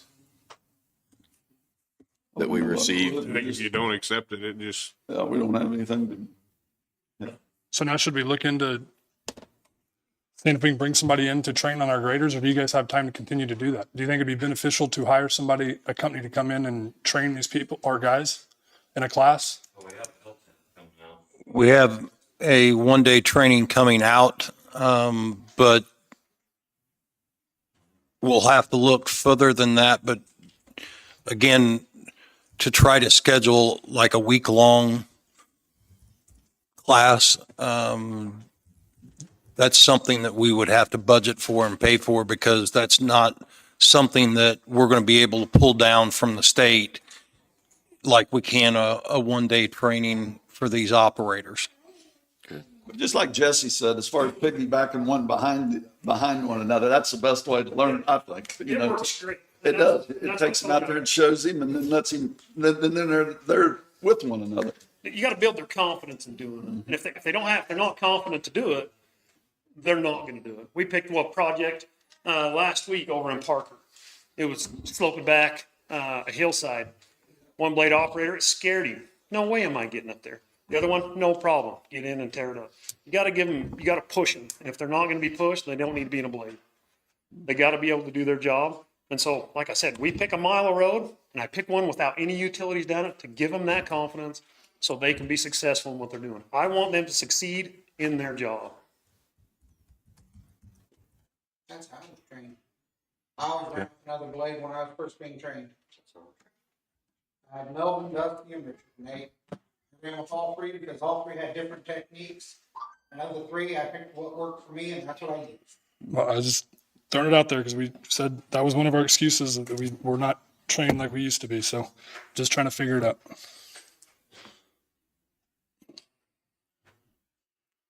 Okay. Good moving forward with that? I am.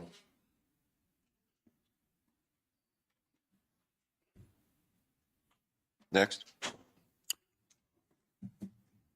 You guys will stick around. We're cleaning the old district court today. We have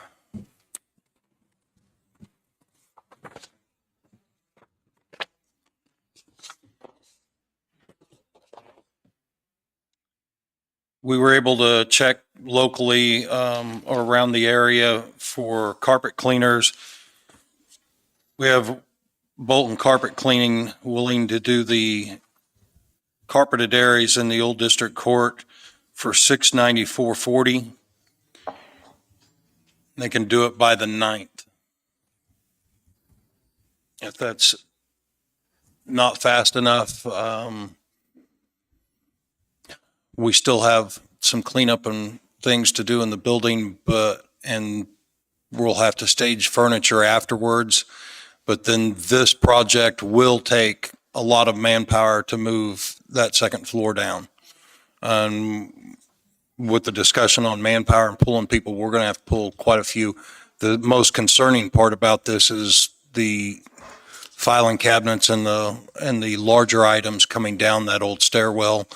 We're trying to get dollies and things to accommodate that, but it is of concern that we're going to pull that manpower, and I'm trying to make it as low impact as possible, but that stairwell is going to Great issues. it's going to cause us some delays because I do not want to rush the project and have another operator out. I've got several out for injuries or surgeries. I can't have any more.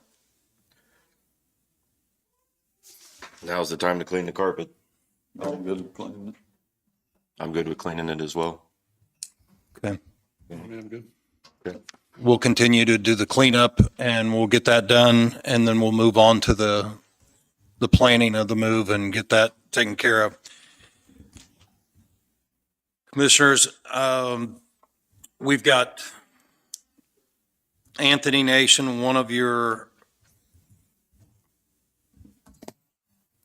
future blade operators. He's ready to test for a CDL. This is the new program that we talked about with the new testing guidelines. There are 2 stages of the testing process. He's completed his permit or written testing, and he's moved on and will do his behind the wheel testing.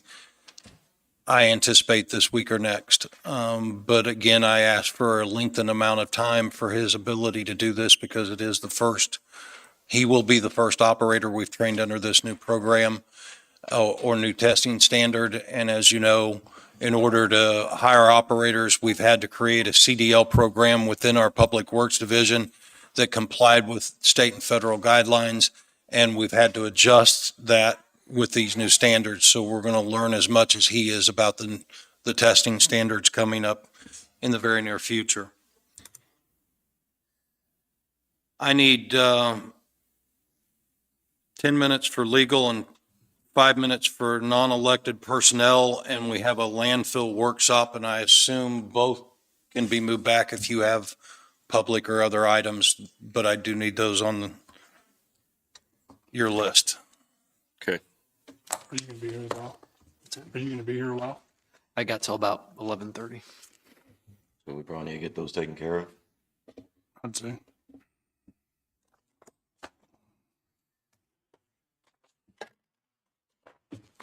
What's this other personnel executive session, is it? Appraiser. Uh, Appraiser. Got them scheduled to come over.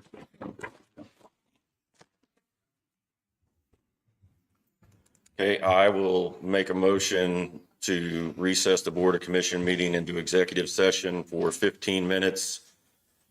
10 of that for legal, 5 of that for personnel, returning at 10:48 I'll second it. with Sean, sorry. Moved and seconded. All those in favor say aye. Aye. Aye. All opposed? Motion carries.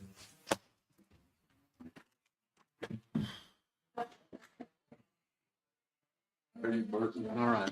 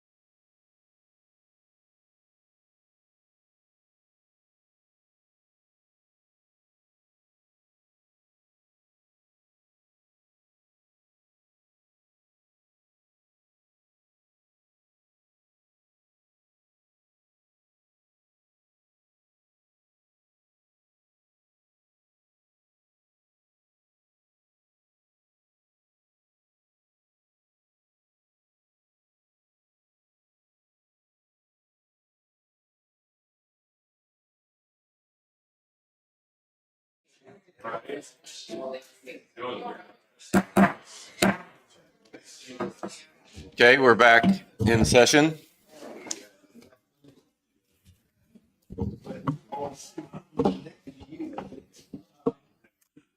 Commissioners, I would ask that you accept our cabin cleaner, Ray's resignation, with the caveat that she agreed to stay on until we were able to fill that or refill that position. But I would ask that you accept the resignation with that caveat at this time. I move that we accept the resignation of Ray Carruthers as our cabin cleaner and thank her for her service. I'll second it. It's been moved and seconded to accept the resignation of Ray Carruthers. Is there any discussion? All those in favor say aye. Aye. All opposed? Motion carries. Commissioners, I'd ask your approval. As you know, the letting for Hell's Bend is coming up this month. I'd ask your approval to sign and return approximation documents for KDOT to keep that process moving. It's just to keep the process moving. We're not agreeing to nothing, right? That's correct.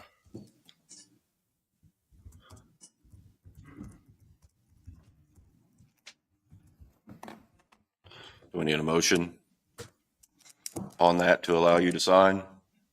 I would think it'd be appropriate. I'd have to rely on legal or David. I think that you can, I'll be asking the form of motion we sent to him signing. Okay.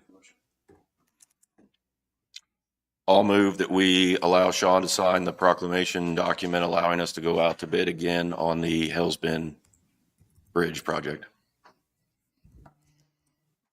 I'll second. Motion's been moved and seconded. Is there any discussion? All those in favor say aye. Aye. All opposed? Motion carries. Commissioners, the last thing I have is a request from Commissioner McCullough about some cost summaries on roadways and approximations for the last 3 years for later discussion. And I've got copies for all of you. Okay.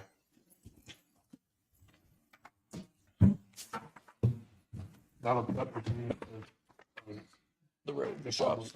No, the public hearing that's coming up Okay. for that road. Sean, I got a question for you. Have we looked into the VinTech again about online reservations for the lake? Yes.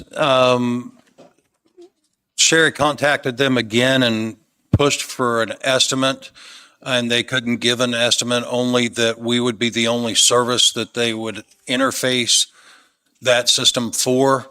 So if we want to do that, then we're going to have to probably walk away from VinTech and that machine.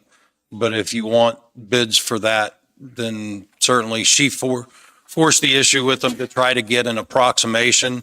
And I'm sorry, I don't have that approximation with me, what was suggested, but it was basically a ballpark number that was grossly over the top. It was more than what we would be able to pay for that system or service. I'd mentioned it to Chris Martin. Have you guys, anybody reached out to him anymore about it? As far as trying to develop some type of interface, See if he knows anything or. in my discussions with Chris, we spoke about it. But I believe we both came up with the same answer that we contact the Park Service and my understanding from VinTech, who the Park Service uses, they use it in locations and they use reservations in other locations. They don't use them together in the same venue. That's why there isn't an interface that we could just buy from the company. They would be developing it, and then we would pay the cost for the development, and then they would market that out to all of their other companies and make money on what we paid to develop. So, and the prices, quite frankly, it's over the top.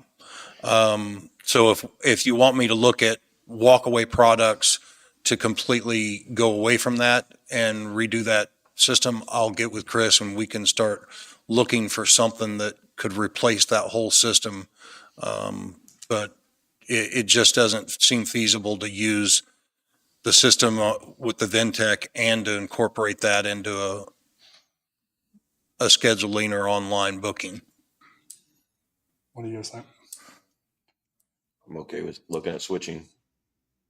If that's what you guys want to do. I guess we see what it costs. What did we get for that system to begin with? It was purchased during COVID, and the system and the system 60,000? and the software, I'd have to look up. How much? I think it was like 50,000, wasn't it? Is that installed and, or why do I have that number in my head? What was the company, do you remember? It's Ventec is who you are paying. And I would have to assume we bought all the hardware from them as well. Go to buy the software. I don't know, maybe I am wrong. I thought it was a lot. So in December of 20, there's 3 entries here. It looks like there's an installation and not sure what that abbreviation is. Let me spread it out. Okay, we've got the Venn station and supplies, the installation, and the annual fee server hosting would have totaled around 25,000. There's 3 separate payments there, but it's in that range. Now, there have been fees since then, I think annual maintenance. Yes. Hosting fees, but And that was in December of 20. yes.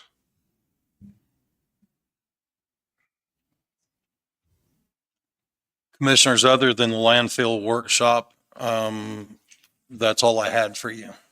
Are you guys good with him going out and looking at trying to get moving companies to see get involved with the move of the, I am. you good with that? We're gonna go look. Sean, you good with that? I'll see what we can find Okay.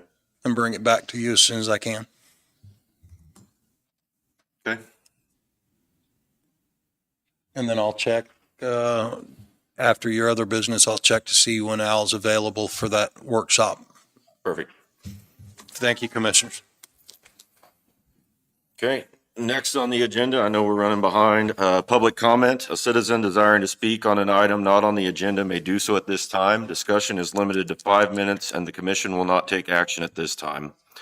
Items introduced under public comment may become agenda items for a later time or date. Is there any public comment today?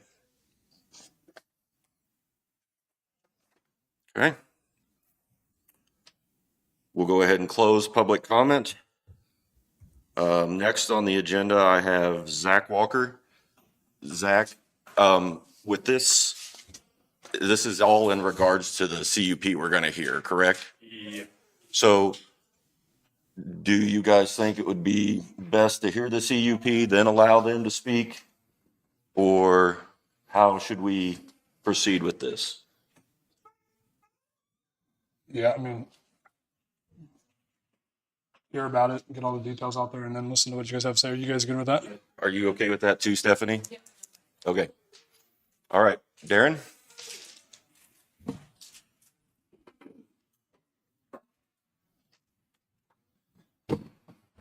Good morning, Commissioners. Darren Wilson, Planning and Zoning Director.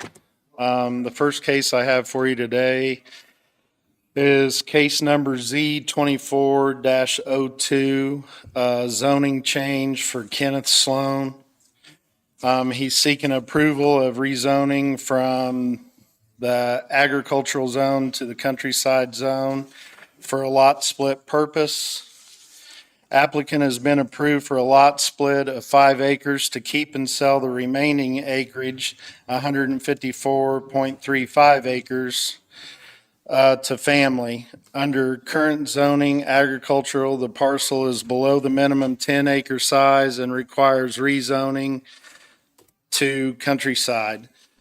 The proposed zoning change conforms to the character of the neighborhood by providing the combined usage neighboring agricultural zone properties and are of large size. Property is suitable for permitted uses of the proposed countryside zoning and will not negatively affect nearby properties.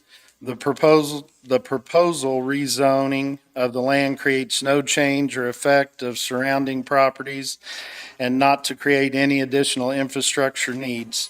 The proposed change conforms to the comprehensive plan by allowing more land to be kept in larger agricultural parcels and not changed to a residential designation.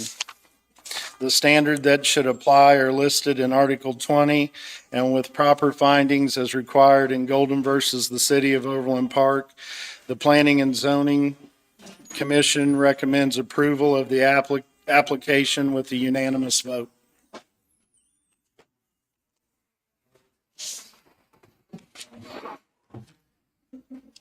Questions on the rezoning?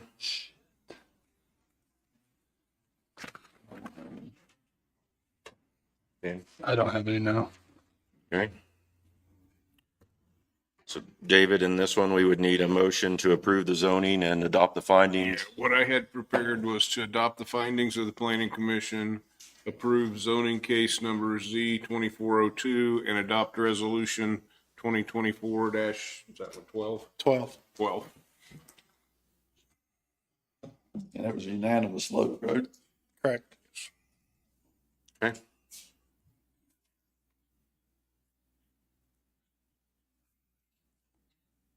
I'll make the motion that we approve the motion that David presented. I'll second it. It's been moved and seconded to approve zoning change Z 24-02 and resolution 2024-12, as well as adopt the findings of the Planning and Zoning Commission. Is there any discussion? All those in favor say aye. Aye. All opposed? Motion carries.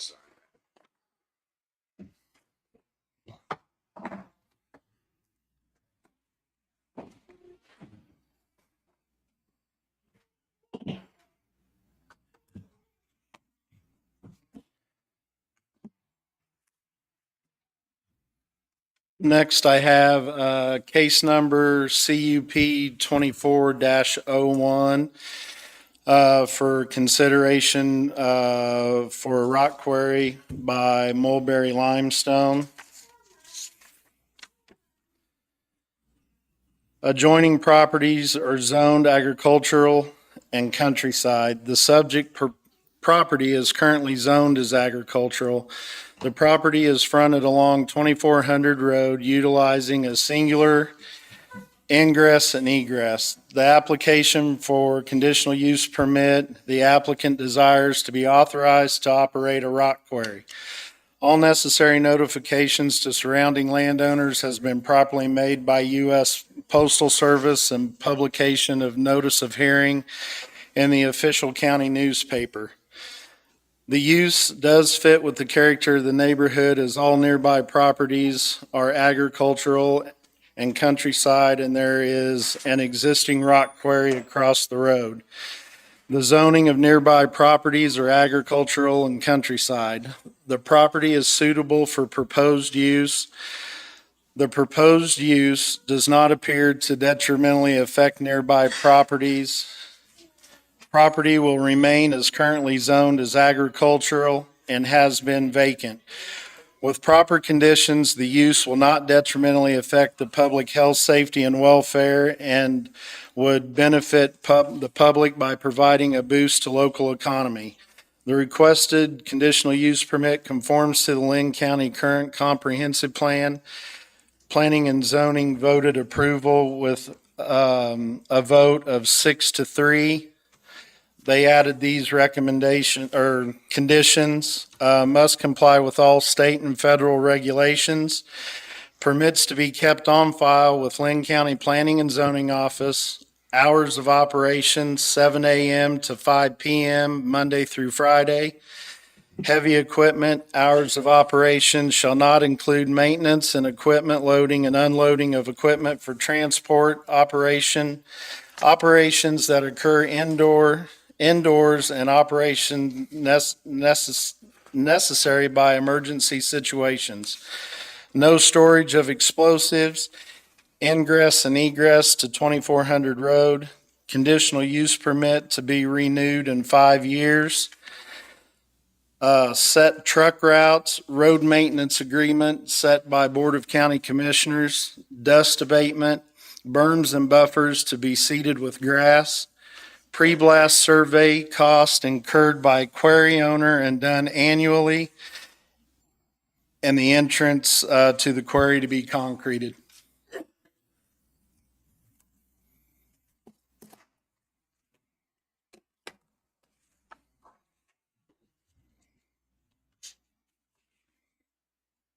Okay. Questions for Darren?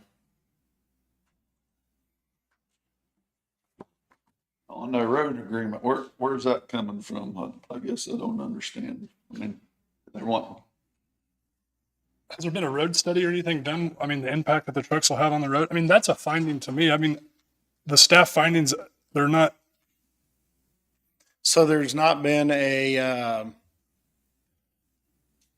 like a road count or how much equipment runs up and down that road. And planning and zoning requested the road use agreement.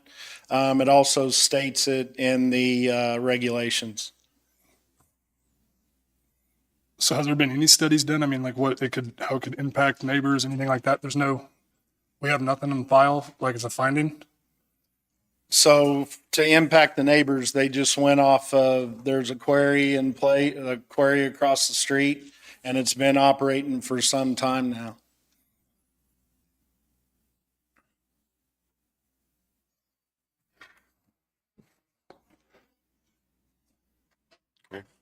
does Lynn Valley butt right up to this, It's on the other side of the highway. but their city limits? So in the 1,000-foot area, the only thing was their city hall.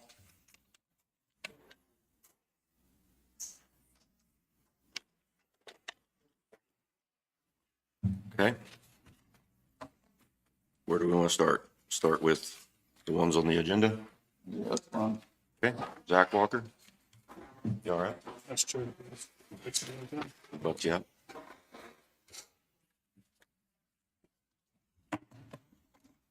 Please identify yourself and I'm Zach Walker, and I own property and building a house on 23953 Valley Road. I'll get my map over here in a second.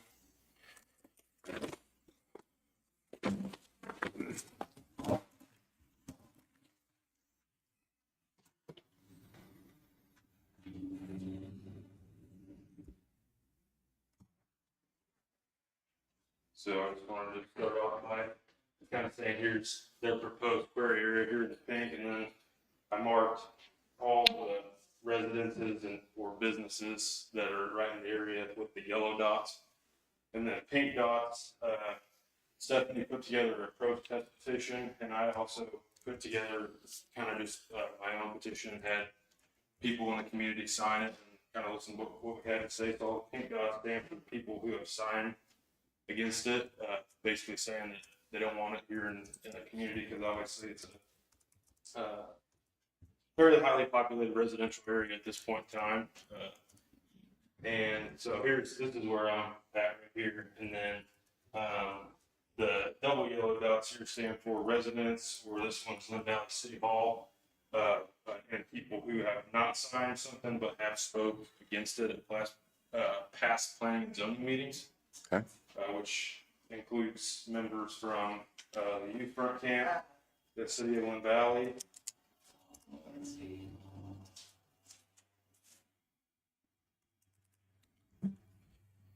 So going off that map there, I just wanted to kind of show how our area there is clearly against the thought of having that kind of right in the middle of everybody, and also obviously back straight up to 69 Highway with Linn Valley being directly on the other side, so it could obviously affect all those folks living over there too. But some of the things to kind of go over as to reasons to not support the quarry. I don't not support the quarry as far as bringing economic prosperity to the county. I don't think that's a great location for it to be in. So a lot of the concerns would be that it's an eyesore. Obviously, if you go over there and check on some of the stuff that the existing quarry has over there, it doesn't look the most kept up with or tidy. Air pollution and dust, obviously blasting, things like that, bring dust up in there and could possibly create hazards to the air everybody's breathing in the area. And then also, when it's a dusty day down there at the current quarry and the wind's blowing a decent bit, the air gets visibly foggy from some of the dust that drifts out of the current quarry. Obviously, you got noise pollution from the blasting and grinding. You can hear the current grinding from the current quarry, and it's obviously more apparent when you get a wind blowing directly at where you're at from the point of grinding. And also, you got the noise from blasting their new quarry open if it does get to that point. Now, a big concern that I've heard out of a lot of different people is road conditions up there. We feel as if the road conditions aren't great from the existing quarry where the 18-wheelers drive on a lot of our roads. They use Valley 2400 and Jingo, or I think it's called Yullery, that goes through Linn Valley there, but they use all those roads, and none of them I don't think are in particularly great shape, and we're obviously worried about more traffic being on these roads with the other quarry opening. I know that they've stated that their prices are going to be lower on rock, so we're taking that into consideration by saying if prices are lower on rock, then it should bring in more consumers to the area, thus using the roads more, breaking them down with the 18-wheelers and such. And then obviously you got potential damage to homes or property from blasting. We all know what TNT does, so that's obviously explosive and can affect people's homes and properties. And then potential property devaluation from having the quarry right there in the middle.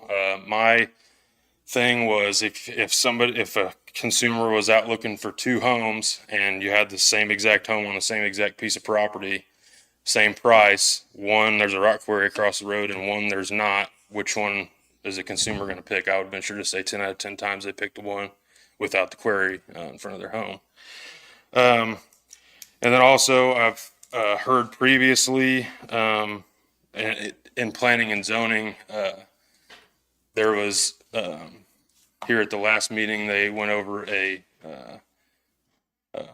gentleman trying to put in a subdivision in a rural area, and they used findings from Golden versus Overland Park about a portion of that ruling, finding that the business or whatever they're trying to put in there to fit the character of the community.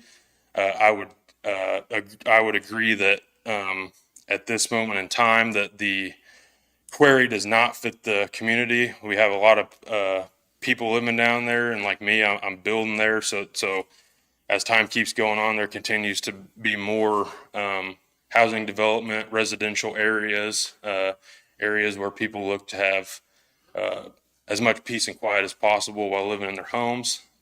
And just kind of since I've heard about everybody kind of bringing up, well, there's already a quarry there. Well, as you can kind of see here, the other quarry is obviously more back here out of the way, whereas this one's concentrated more in the middle of a lot of people's residential areas. And I also wanted to point out that from the research that I found, this quarry was put in about 1975. And from all these residences and businesses or what have you here, I found 21 of them to be, not counting Linn Valley, but 21 of them here in this exact area, not counting Linn Valley. And there's obviously a lot of homes over there. But out of 21 residences right there, at the time that quarry was put, the previous quarry was put in, there was 2 residences there, and now there is 21 just right here in this very close vicinity here. So at one point, yeah, that other quarry that's off a little bit more may have been, in a decent place to go ahead and put that in. But at this point in time, I feel like it's moved towards more of a residential area where people just want to live and enjoy their free time. And then,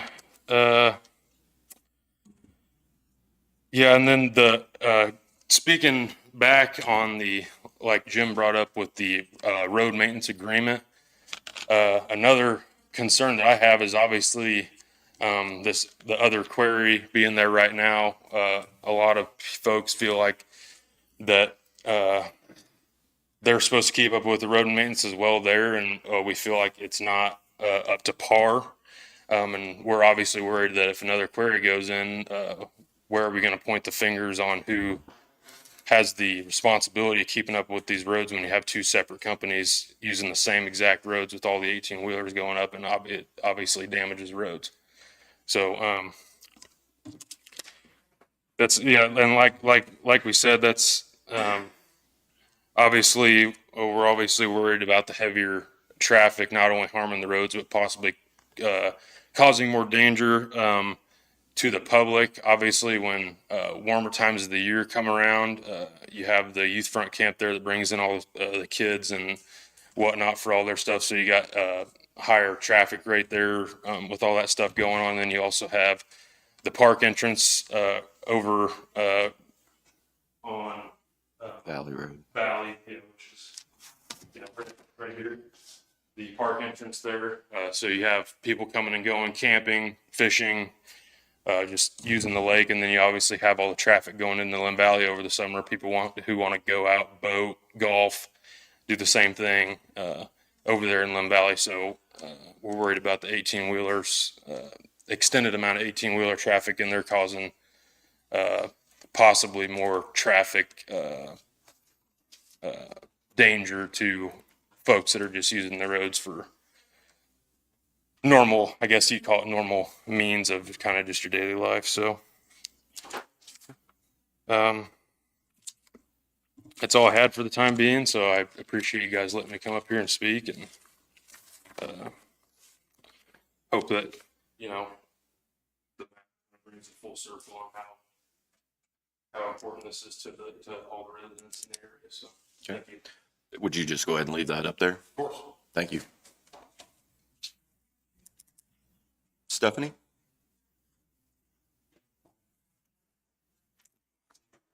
Good morning, Commissioner. Stephanie Walker. I am here opposing the query as well, and I went through and studied some stuff through the comprehensive plan that was put out, and I just jotted some things down that I wanted to read to you. Number 1, create a clear and compelling recommendation that align with the community supported ideas and values. Again, it doesn't go with any of us that are around it. Protect the natural beauty and open space that make the county special. I have some photos I'd like to share with you, because I understood Darren to say that it would be a grass. Is that correct? The berm would be grass? What he stated. Because right now, this is what the existing quarry berm looks like. It's beautiful.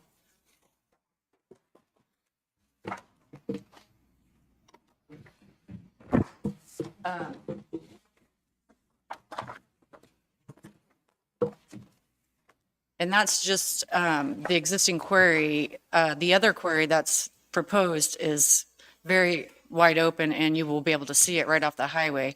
I mean, we're talking, you're not even a mile in Linn County, and this is what people are seeing. Preserving rural character, again, that doesn't seem to have the rural character. Promoting agricultural uses and preserving the rural character of the county where it's remained a top priority. Again, it's not the rural agricultural look we're going for. Encourage beautification along highway corridors. Again, this is all I got out of the comprehensive plan, all this information.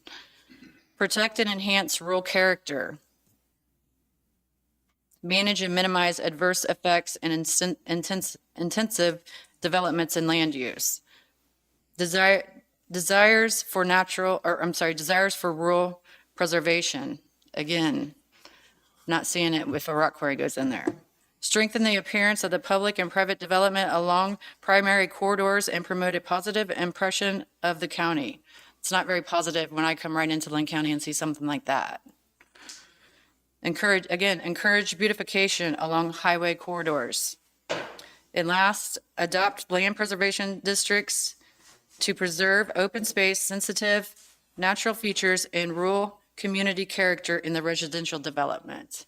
Again, it has become more of a residential development, and I don't see a rock quarry looking beautiful. Okay. Thank you. Thank you, Stephanie.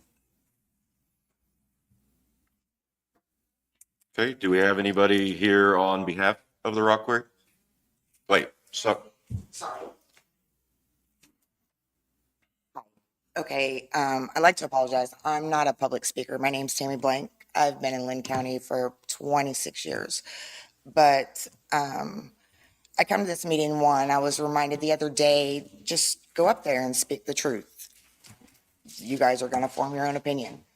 So I've debated and debated, but I decided I've lived, can I use your map? Okay. 26 years ago, I moved on Valley Road, which Wicked Holdings, the outfitter. Okay. That came in after I lived there.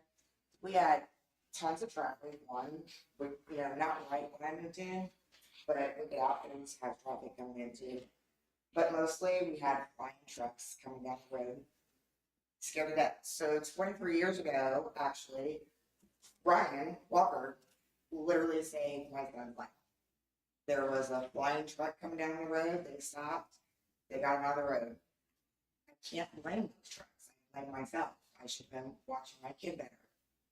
I was irritated because we had these flying trucks. The flying trucks had never stopped. That was 23 years ago. Now, fast forward, I actually moved. I'm a hospitality manager at Youthfront. Let's see, go by the quarry. Right here.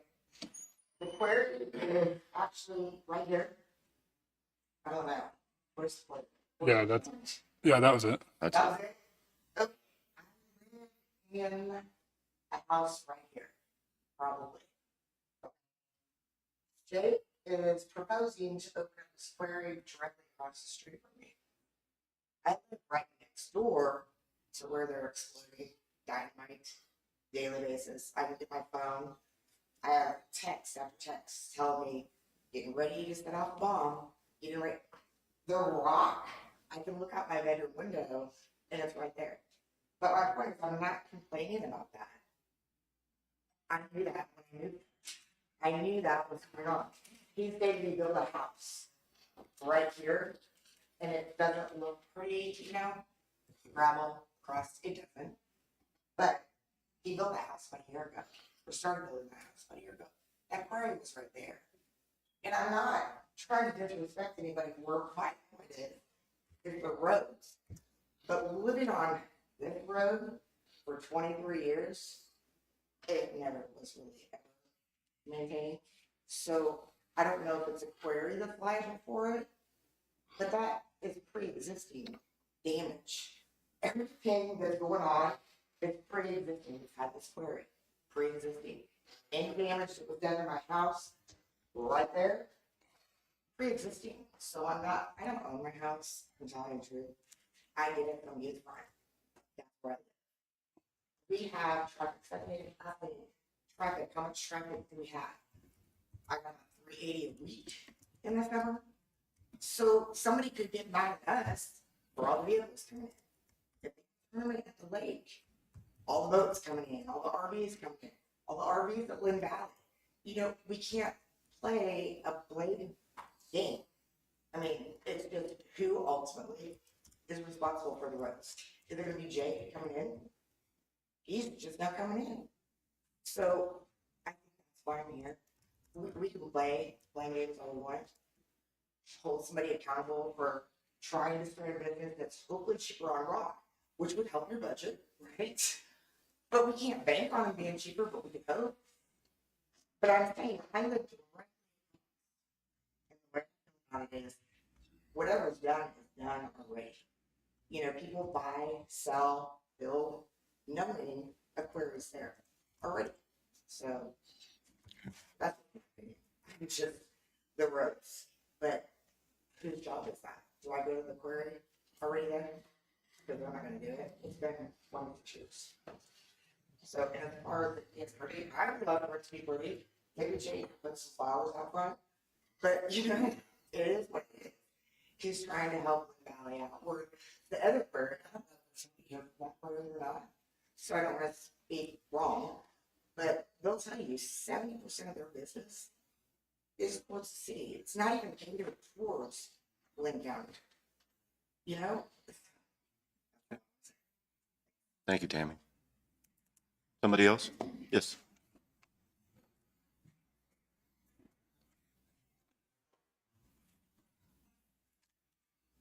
Robert Supenbach, I'm here to speak on behalf of the city of Linn Valley. We're not opposed to, this county getting more industrial business in, raising some more tax revenue, maybe even lowering costs on gravel, et cetera. What we would like to see is road studies, traffic studies done on 2400 and Eulery Road.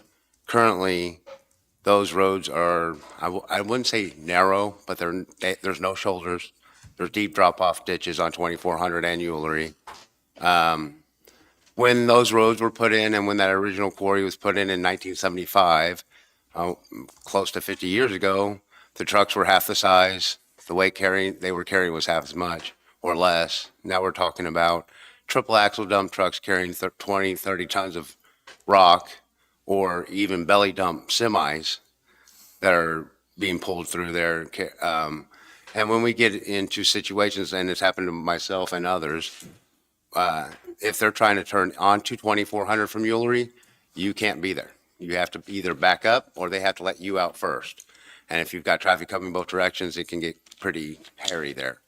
Not to mention just the clearing and visibility around the corners gets pretty difficult during the summer when all the trees have filled out and such.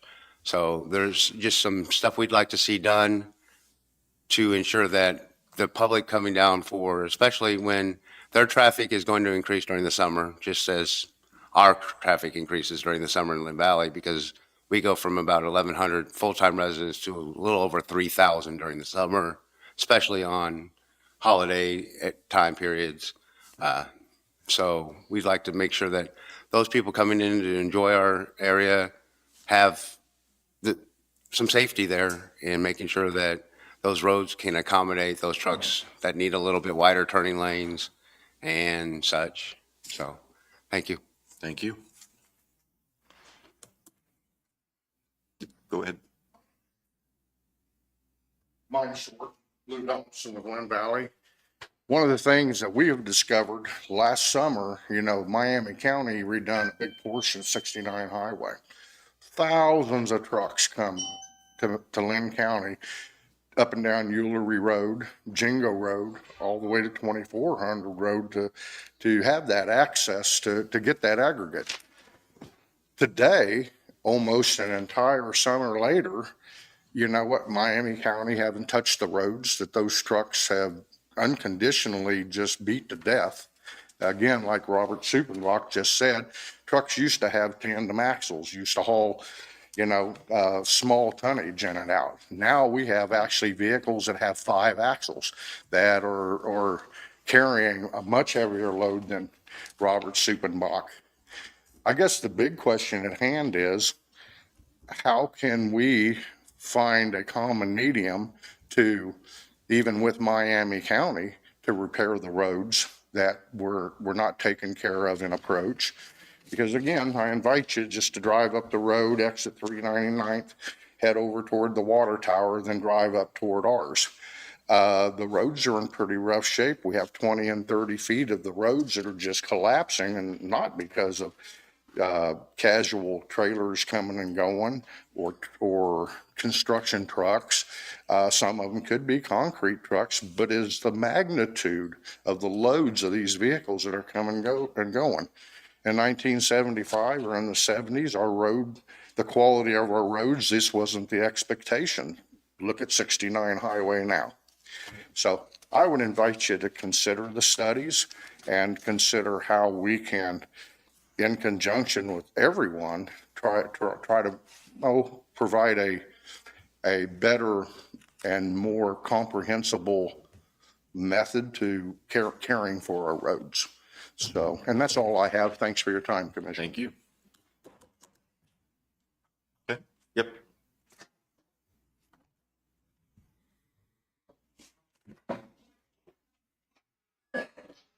I'm Craig Gooding. I lived in Linn County for over 50 years. I crushed rock in the Lacine quarry going on 50 years. My father-in-law opened the quarry when the power plant first came in.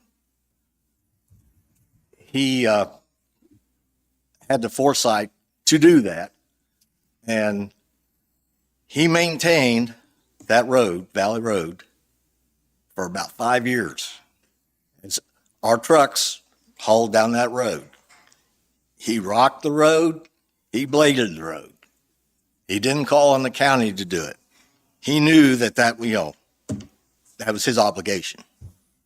Okay. He's been gone now for a while, and Jacob is a lot like his grandfather. And what he wants to do is carry on what his grandfather done. They opened that quarry in 1967, and it's been there all this time. I lived on that road on Old 69 Highway for 25 years. Traffic now isn't from the truck traffic, it's from Linn Valley. There's a lot of people that drive that road. Granted, when they put the highway in, they wanted to take and put an exit at 69 Highway, and the state wouldn't do it. Linn Valley, they offered the ground. We offered the material, everything, but the state wouldn't put exits that close together. So now that throws all that traffic down Old 69 Highway that has to maintain with truck traffic. So what I'd say, all these people, the quarry was there way before all these people, and they knew that the quarry was there. And, there's probably, I don't know how many acres that Jake has figured, but it's more than a lifetime worth of rock. People that have the quarry now have raised the prices that are just out of sight. Your people were talking earlier about the difference between them doing the work and hiring the work. They were talking $100,000. $100,000 go a long way towards material if the material isn't sky high in price. And there needs to be, Ivan Wade crushed rock in this county for all them years and always kept the county in mind when he set his prices. It was like pulling hen's teeth to get him to raise the price, because he knew what it cost to crush a ton of rock and make money and still keep the county and the people in the county to where they could afford it. Jacob's the same way. So that's what, Thank you, Craig. I have to say. Okay.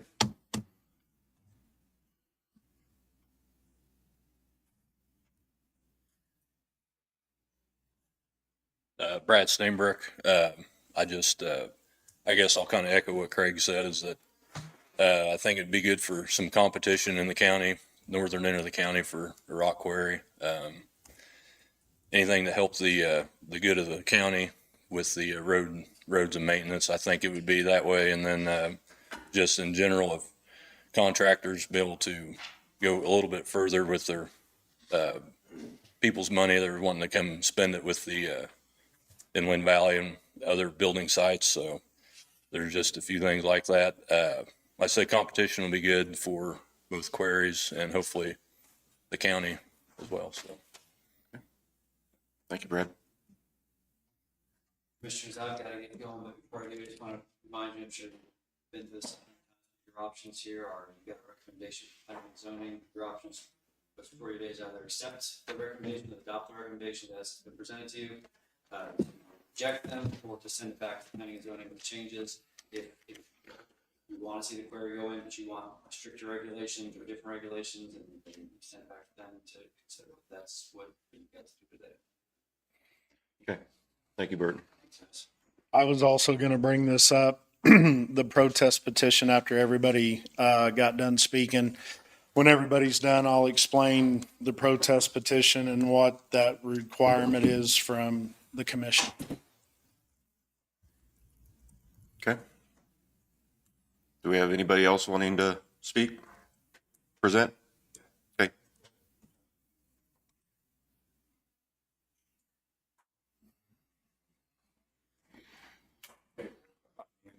Guys.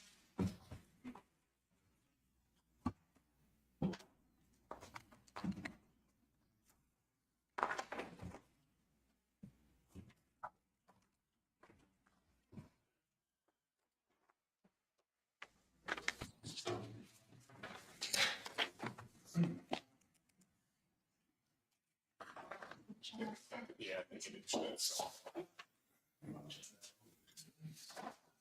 We're good. See it all right?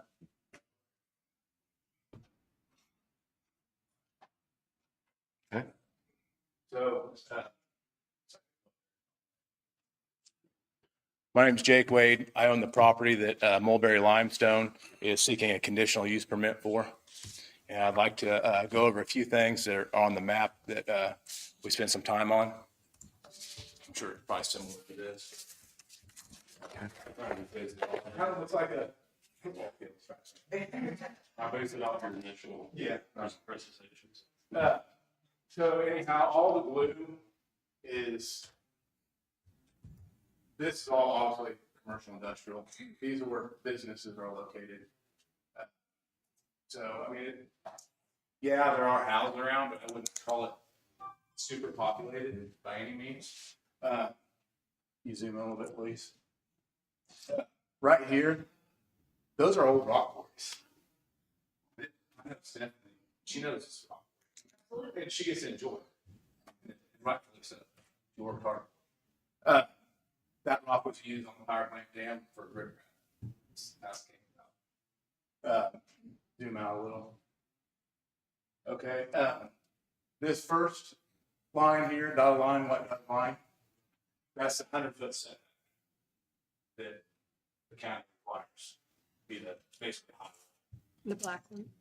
Yeah, the black, this first one here.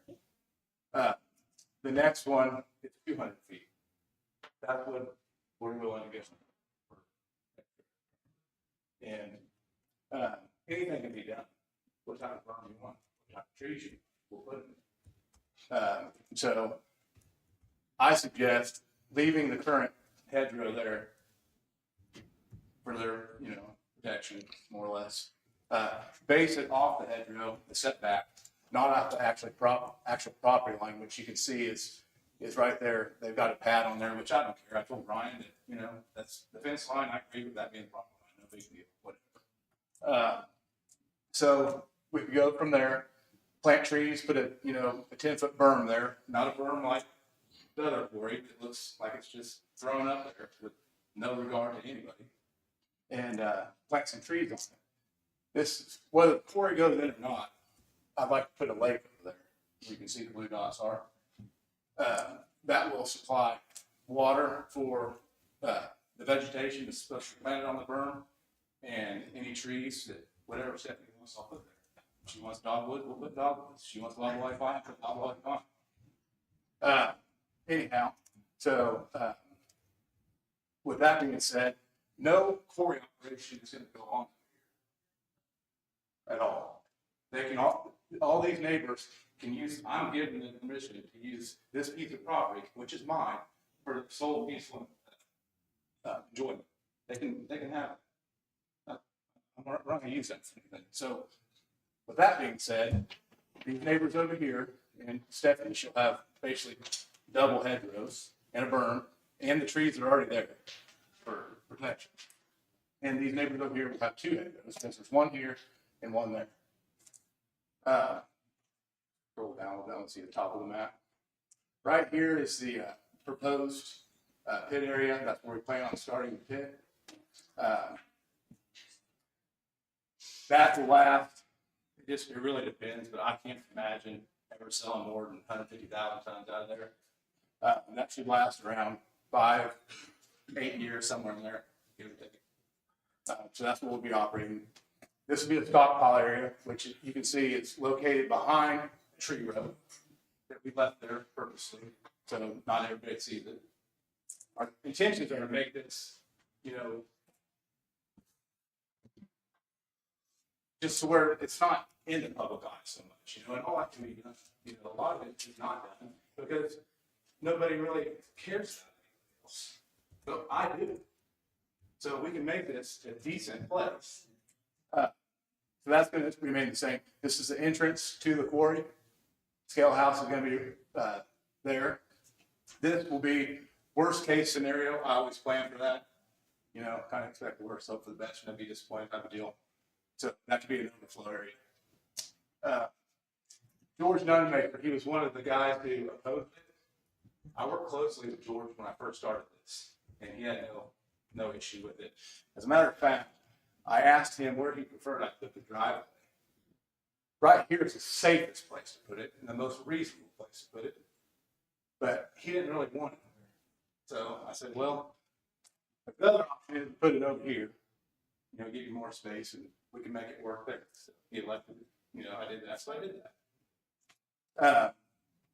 Fast forward, he was down here. He didn't want it. But anyhow, George and I got stuff worked out. I'm going to buy that piece of property. So I don't have to worry about that.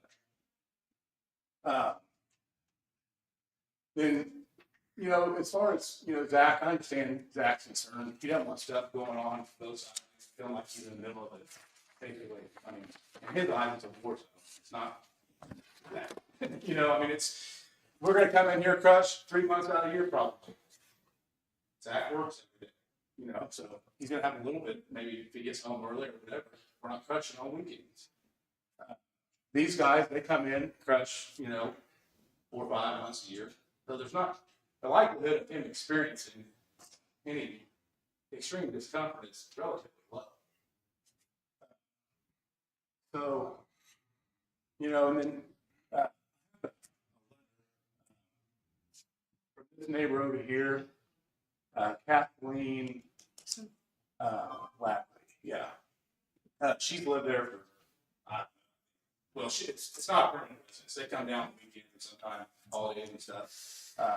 I have a letter stating from her that the quarry has always been a good neighbor. She signed it, David, and got the address on there. She stated that the quarry has been a good neighbor and the noise has been minimal. It's, you know, it's just kind of like living next to a highway. I mean, I wouldn't live next to a highway, but, you know, to each their own. So, now, I guess with all that being said, from everybody else, there's a few other things that I'd like to go over. I mean, you guys got a pretty good idea what's going on there, right? Yeah. Yeah. Jim, you good on that?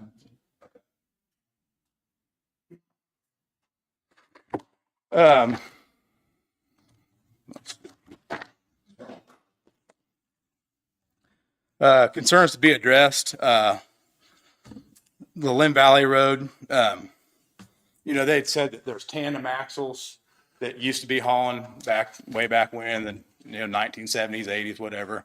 All these trucks follow a legal requirement that they're not overloaded. And because they have more axles, allows them to haul more weight, which displaces the weight evenly across the ground. You know that, yes. Yeah, so I don't know if that's really a fair thing to go off of. Everything changes, things are constantly changing. So I'm on the same page as getting the roads taken care of. I know that there's a lot of concern about the repetition on the roads. And in the summertime, and the repetition and the weight of the trucks is what causes the asphalt to give way and things to kind of shift a little. And most of that is done during state or federal highway contracts. And within those contracts, I'm certain that it states that the contractor, primary contractor, which would be somebody like Cost Construction or APAC or, IDEC, some of those big companies, heavy highway construction companies, they're responsible for repairing or restoring the road to its original condition or better. But what we need is some oversight over that that enforces that. And everybody's, I deal with it in the company that I have. Everybody's understaffed. Everybody's trying to do the best they can do. But so if we could get, some of that taken care of, that would be a big plus. And then, like I said, there needs to be some type of enforcement. And then accountability on our end.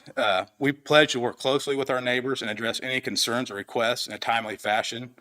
That one of my core values, and Matt's, I've known Matt for a long time. When you're in the industry, you kind of know everybody, like all the farmers know everybody, is 100% accountability. I don't push stuff off on other people. I take care of it myself. And we're here to do the same thing. So if anybody has any issues with dust, stuff blowing, or which we're not going to, our goal is to not have that. But if for some reason something happens, we'll hop right on that. We want to keep the road entrance free and clear of any debris that causes excessive dust.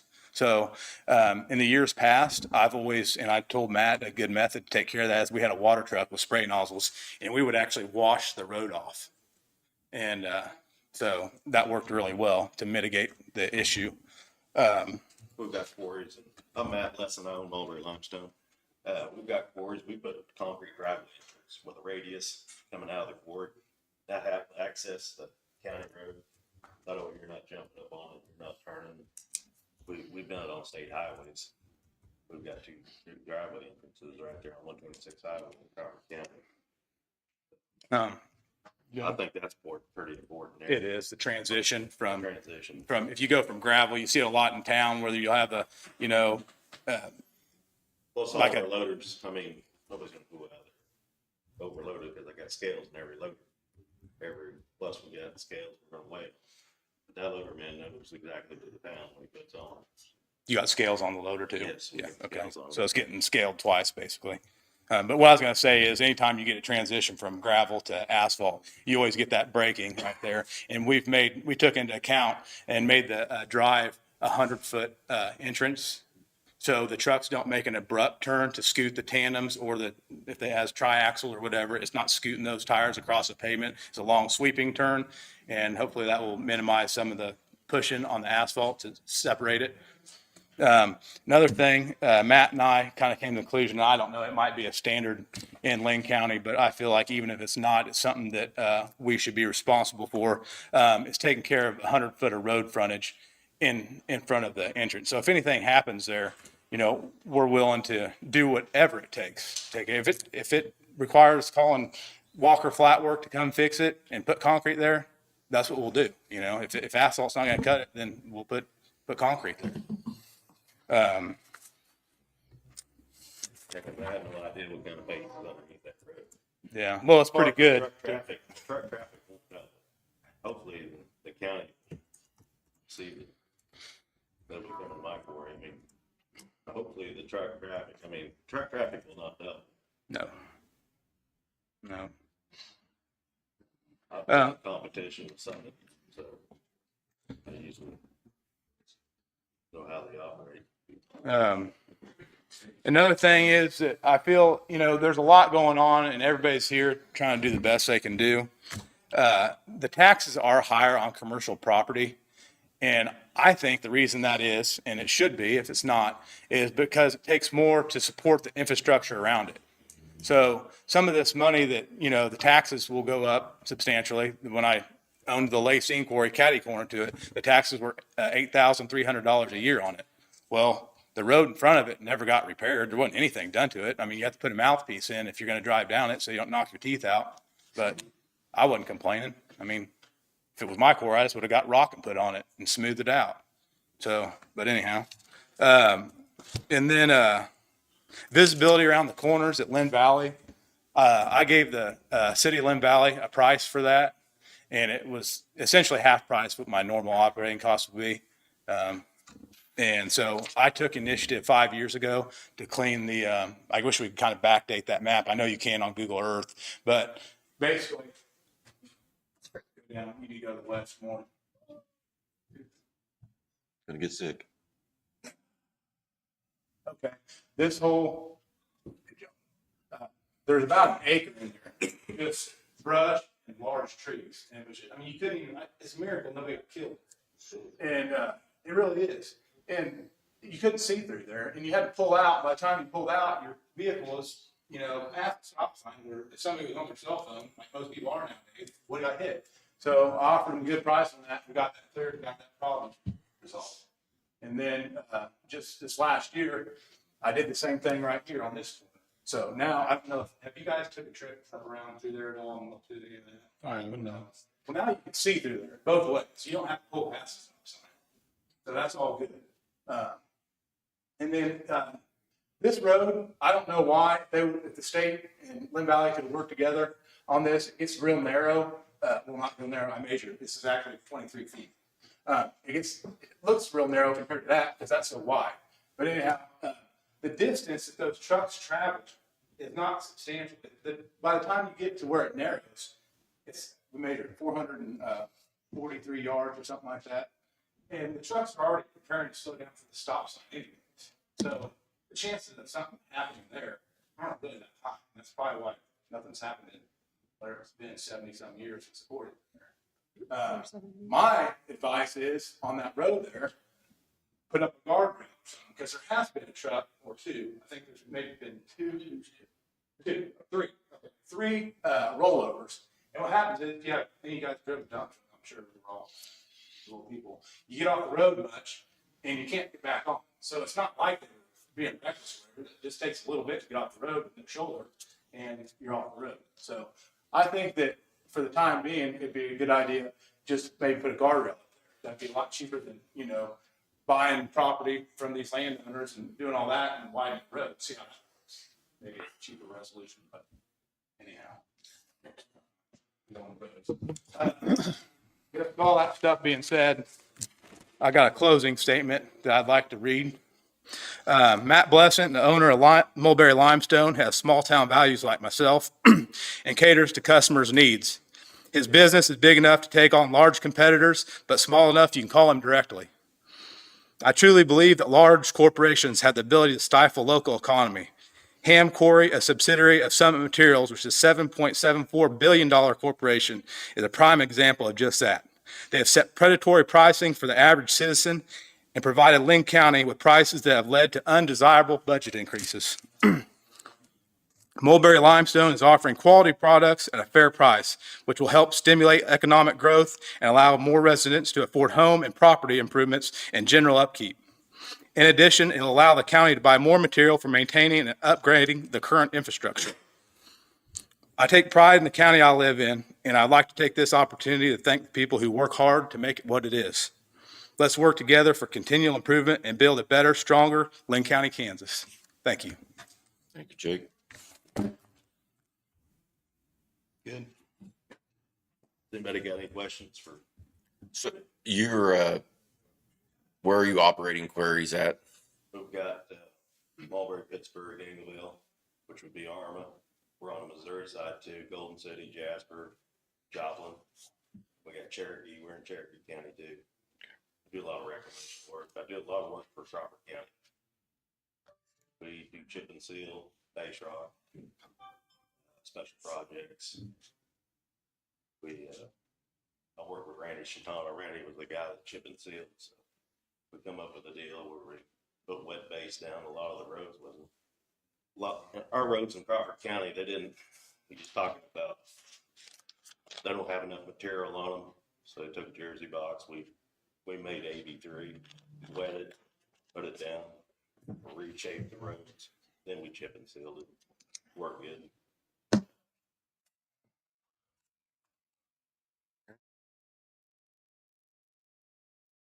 Any other questions?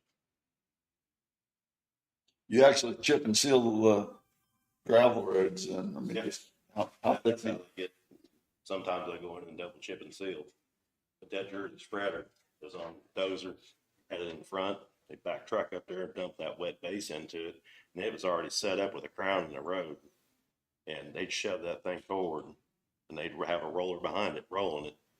And then he would sit out there with a water truck and keep it damp. I'm telling you, it's set up like a rock. But if you try to go down through there and spread it with a tailgate, they tried that on a mile. It was all over the road. But the way we wet the rock down and stuff, then we chip and sealed right over it. That's held up. How many years has it been? I think we started 15 years ago. And still holding up? Yeah. A lot of times they would go in on a gravel road, just chip and seal it. Well, after the winter time, they freeze and thaw, because the blade hands, I mean, they don't have no material a lot of times. They'll pull that dirt out of the ditch and put it in the middle of the road. Then the freeze and thaw will pump that road. So that's what it did on that chip and seal. They give up on that, and Randy said, "Hey, let's try this. Let's put that Jersey box on the front of that dozer." Hubert Thomas actually had the Jersey box, but anyway, Thomas Construction, and it's worked real good. Randy's a pretty good guy. He figured out a lot of stuff in Crawford County. Okay. Any other questions? I don't have any. All right.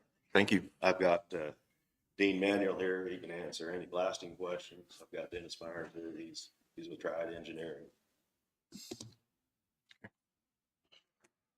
Thank you. Darren, anybody else?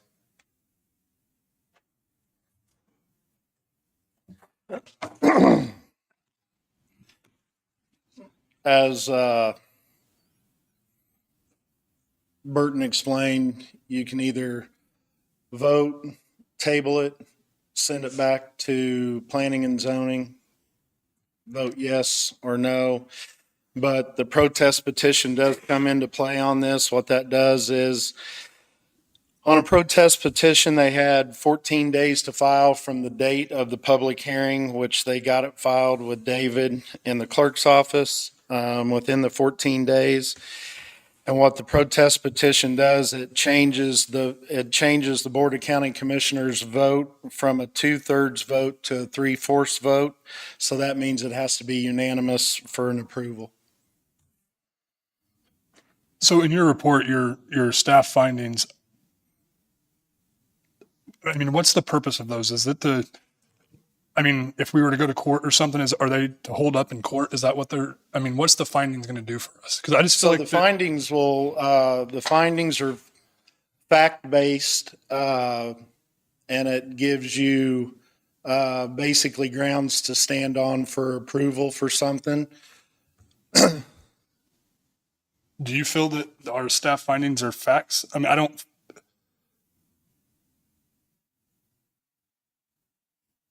What does it mean? It's probably remain zoned as agriculture.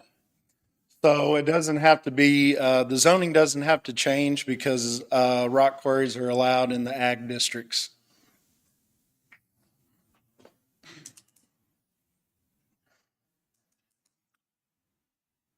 And yes, I feel that all the findings are facts.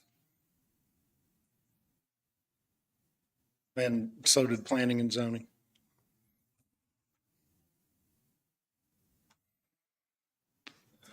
What, The, go ahead. the comp plan, I mean, you've reviewed it and this within the comp plan as well. Yeah, most of that area up there, there is some rural residential, but most of it is industrial or commercial, which you've got a rock quarry right across the street from this one, and you have a power plant right there also. Okay.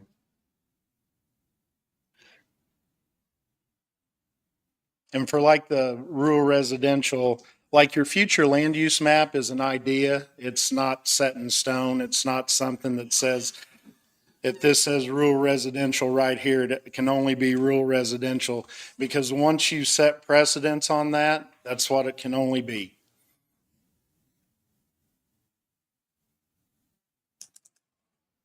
I feel like that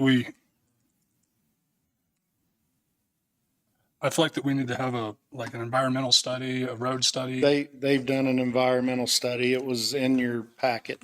I didn't see it. Sorry. So we got one quarry here in Linn County that we don't allow blasting, right? Yes. Well, how come? I was before my time, Danny. I can't answer that.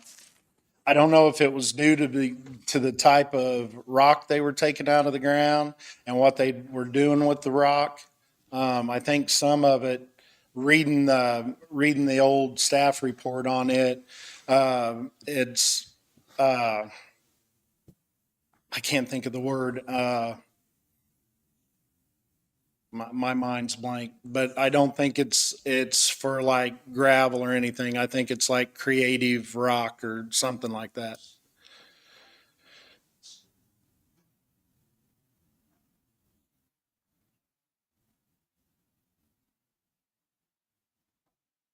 And as far as road use agreements, I don't know a lot about them. I don't know that there's any road use agreements in the county as of right now. There was one when the pipeline came through, but it's expired now. It was only for the construction of the pipeline. And that's where I don't want to mess up on this one because I know that I believe that's somewhere we're lacking. I mean, the last 2 months have kind of explained that. I don't know where you get off. Once you start that, where do you stop it? I mean, as far as the taxpayers in them county, I mean, that's A I have lot an issue with that, I guess, as far as where do we? I don't know. I mean, would a current road study and then a future road study help with that? I don't know. I mean, I just feel like that our findings aren't sufficient. Stephanie, I think it was Stephanie or somebody mentioned something about the comprehensive plan and the way Linn County looks. I mean, being right off the highway, does it set, those standards for Linn County? I mean, that's more opinion, not a finding, you know what I mean? Am I wrong? I just feel like that our findings aren't sufficient here.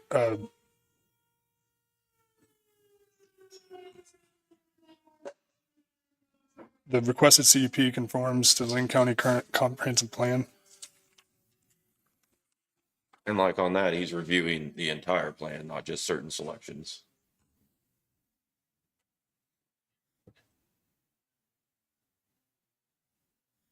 I mean, there's different things and different parts in there, correct, Darren? Yeah, I mean, you can find parts in the comprehensive plan where it talks about the beauty of the county, but then you can go where it talks about growth in the county. I And know, that's what I'm saying. I don't understand how we can, I mean, it states that 3 different times in our findings. I just don't feel that that's sufficient. I just don't feel like it's a good arguing point for a finding, do you?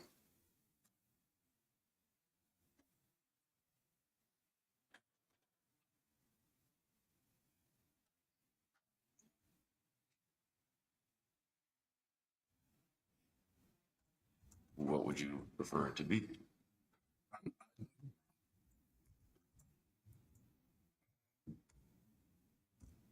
I mean, talking about the current comprehensive plan, I can list out the sections where it's at. Is that what you want?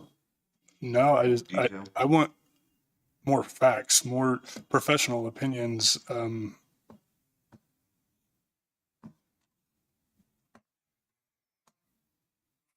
where do all the agreements, just like what you said that you would agree to with the other landowners? Where's, how's that gonna be? How do we assure the landowners that that's happening, I guess, is what you're saying you will do, Jake?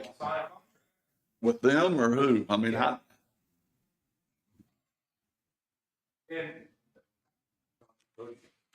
But on the existing quarry, that quarry is not grandfathered in as far as I know. So they came down here recently and got a conditional use permit. They got it reissued. Well, was anything done when that? Right. That's my point. I think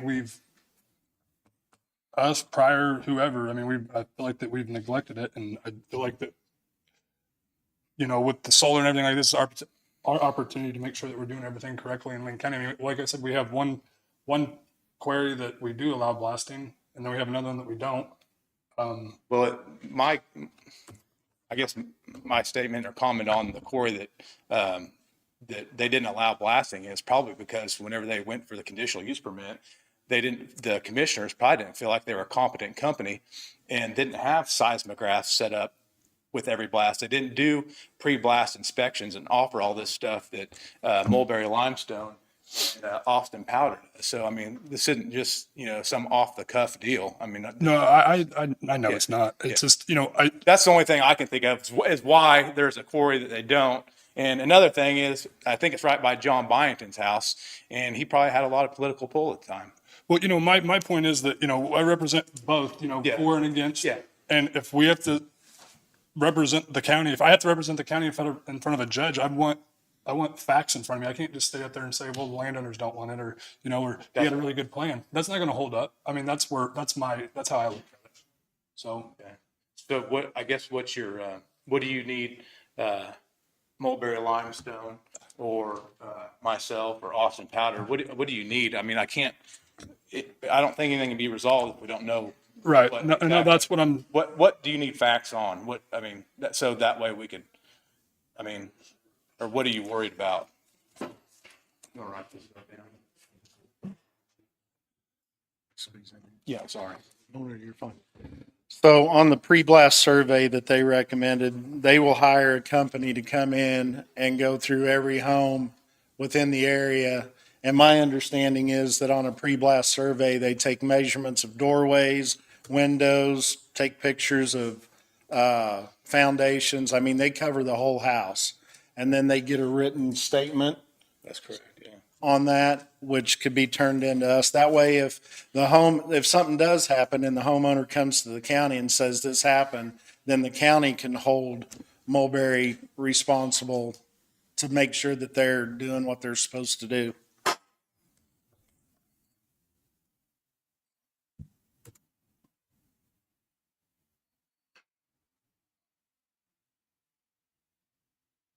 And I guess another thing you might kind of think of is that other quarry ain't gonna be there forever.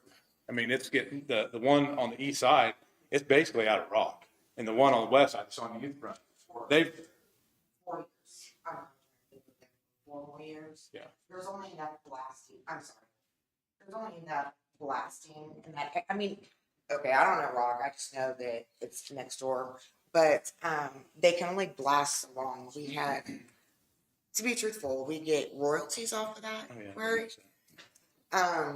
And I'm pushing for rock that's going to be cheaper than what we're getting in royalties off of. But we're only contracted with them for a couple more years because they can only go so far back into our property. Yeah. So you can make it explain that. What I was getting at is that, this needs to be something that y'all are looking to the future in, because what's there ain't going to be there forever. And then what happens if it shuts down and then there is no quarry up there, So I think it's only fitting to start, taking steps now to make sure, Well, we have it. and not only that, but we ended up contracting with 3 different quarries that have come in and switched. So it's constantly switching hands, and we're constantly having to redo everything. So if it gets bought out again and somebody else comes in, it could be only 2 more years left we have there.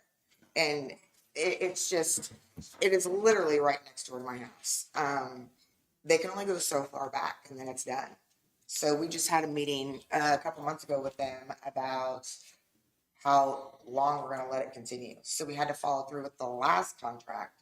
So if it gets bought out again, we're doing it all over again, and there's no guarantee for another year or 2 years. When's the last time it got bought out? And well, probably when the prices went up substantially. So about A year and a year half. and a half ago. A year and Is a that half. when, do we not, I mean, whenever it switches hands like that, do we not reevaluate the CUP? The conditional use permit goes with the property, not with the owner. And that was what I was saying about there being a pre-existing query.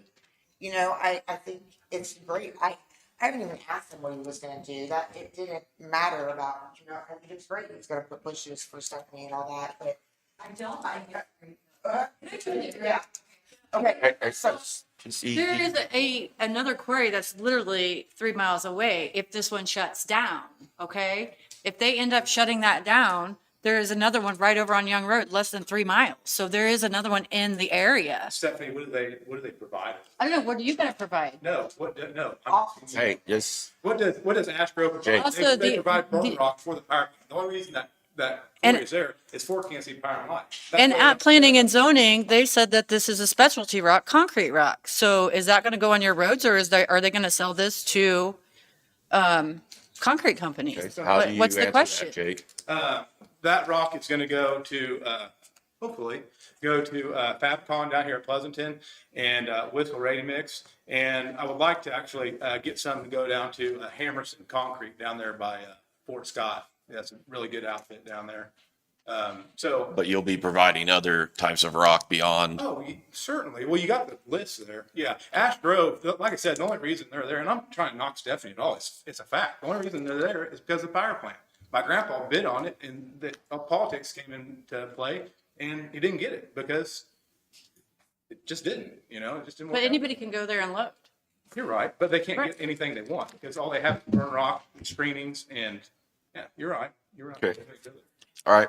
the only Okay, I would like to end the public discussion at this point. Thank you, Tammy. okay. With that, I would make a motion that we, Can I say something? yeah. Sorry. I would recommend you can table it for a week and I can, rewrite the staff findings to give you more detail, Danny, to understand where these findings come from and what they're for. Are you okay with that? Yeah, I'm good with table. Yeah. But hold on, when does the protest petitions and the people's opinions, where does that fall into the findings? I mean, Pardon what's the purpose of that if it's not going to be part of the findings? It changed the way we vote. It changes the way you vote. That's all it does, is change the way you vote. But isn't public opinion, I mean, a hell of a finding?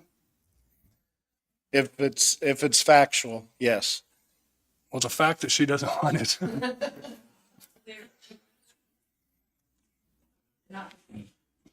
What about people didn't want the power plant? We should talk about the solar, actually. Just kidding. This is one of the reasons why I want to have Mr. Kaup come and do a class with planning and zoning, because planning and zoning's decisions have to be factual. Even public opinion, even public comment, it's either opinion or factual. And to make a decision, there has to be facts, not opinion. And that's what stands up in court. You know, and you know, I know you were thrown into this, and you have a hell of a job, and you do a hell of a job. And I know that you know you don't have control over all the CUPs that's been granted and all that, and some of them you look at and you're like, what the heck is this? So I know where you're coming from too. I'll take anything away from anybody or Jake's plan, and it's awesome to see him, you know, trying to orchestrate something like that. And I just think that we table it, we get a little more facts, we make sure we're doing it right. I mean, Sure. And I'll redo the staff report to give more detail of what those facts are.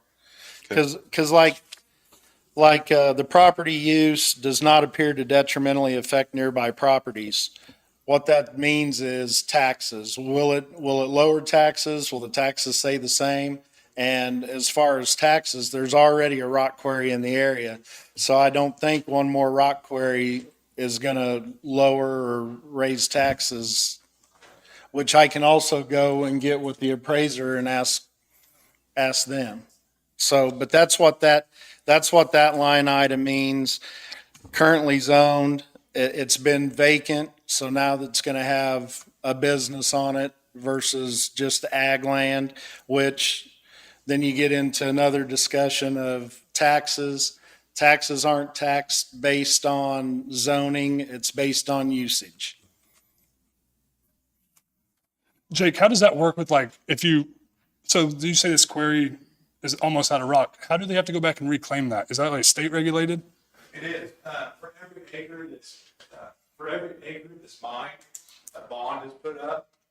It's somewhat similar to MSW landfill, CNW landfill, whatever, or C&D landfill. So there's a bond put up and then that has to be reclaimed. The cheapest and most efficient way to do it is like they did at Stephanie's place, and it has a nice lake there, which in my opinion, nothing lasts forever. The quarry's going to be there for what, maybe 70 years max, probably. It could be reclaimed and it could be an asset to Linn County. People can enjoy and do the same thing that Stephanie's doing with her piece of property. So, but that's just an opinion. That's not fact.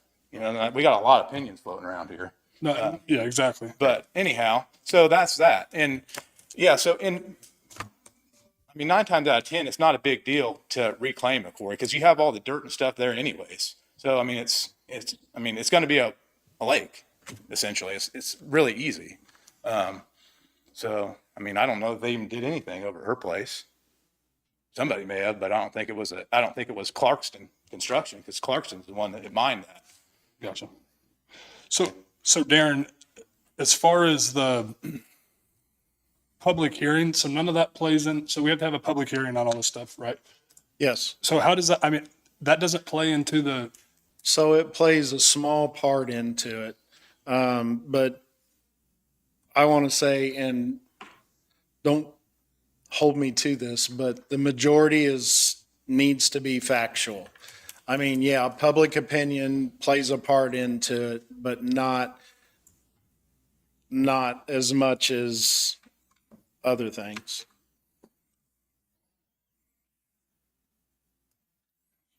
You good tabling it? I'm good with tabling. Okay. So we need a motion to table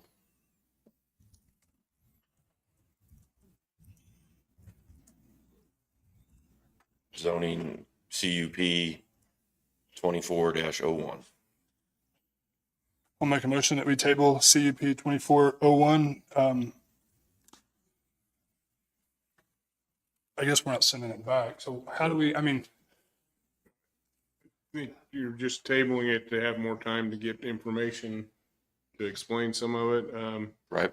And I don't know how much time that would take you. I think it would be probably a good idea to set like you're going to table it for a week or 2 weeks or however long you need to go. So we've got an idea. What do we need there? I think I can have it done this week and prepared for next Monday. I just don't know what your agenda looks like for next Monday. Okay. We do have a roughly half-hour presentation scheduled from 10:30 to 11 from SEK Mental Health. But I don't have anything else at the moment. So you want to add that to your motion to table it for 1 week? Yeah, sure. Table it for a week. I'll second that motion. It's been moved and seconded to table this for 1 week.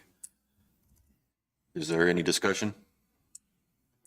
All those in favor say aye. Aye. All opposed? Motion carries. I've got one more thing, commissioners. Last week I brought up Mr. Kalp coming and doing a class for planning and zoning. You guys wanted to wait until Commissioner Hightower was available. I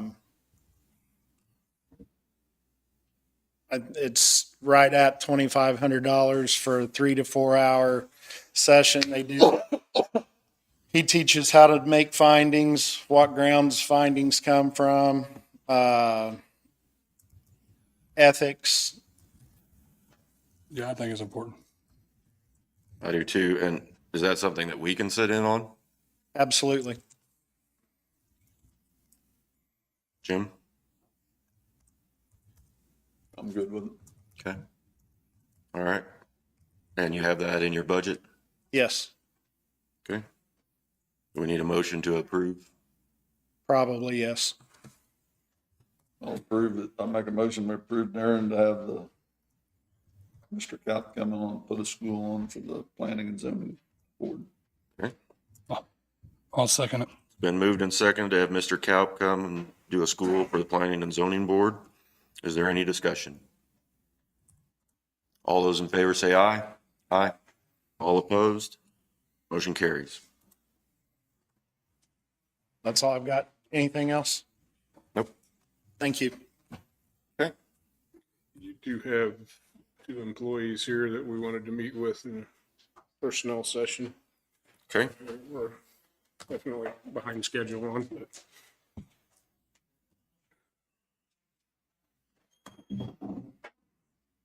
So do we need to go into executive session for 30 minutes?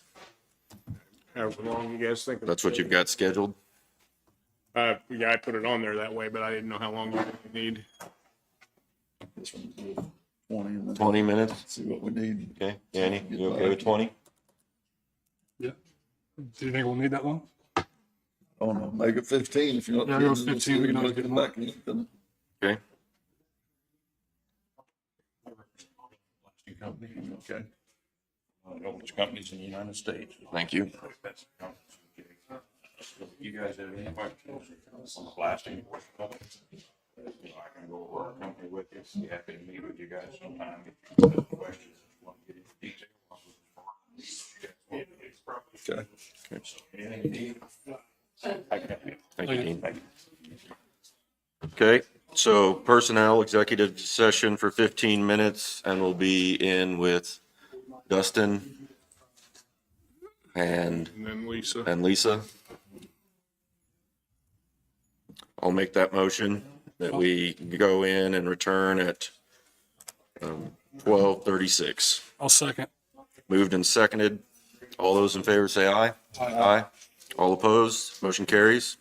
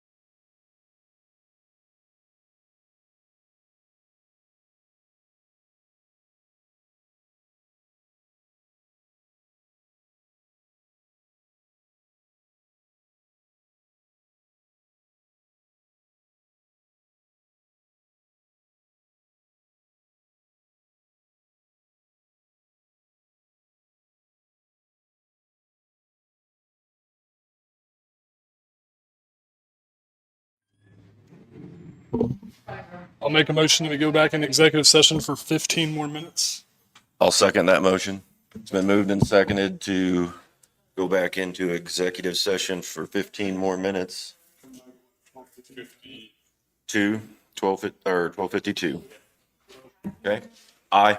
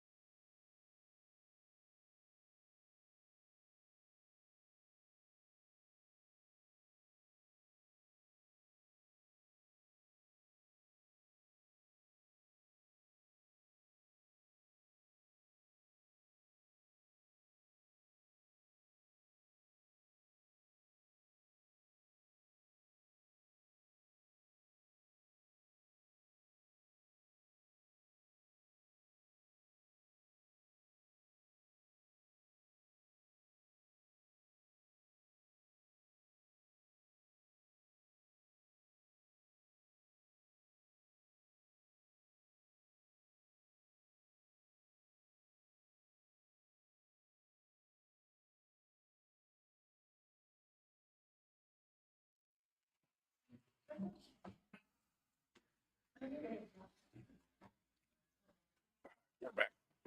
Okay. We have action from executive session. You want me to read what I had prepared or? Please. Yes. All right, so what I had in here was, as a result of the executive session, motion to hire Lisa Kelstead to fill the remaining portion of the appraiser term, which expires on June 30th, 2025, at a salary of $78,146, which is range 17, step R. Okay. I'll make that motion. I'll second it. It's been moved and seconded to appoint Lisa Kelstead to the remaining portion of the county appraiser's term through June 30th, 2025 at range of 17R, salary of $78,146. Is there any discussion?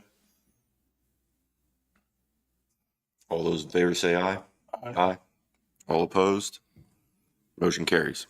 And then I will try to have all the paperwork done for you to approve next week, because we'll need a resolution, a contract, and then there's a form to notify the property valuation department. So Okay. I'll work on that stuff and have it, get it ready for you.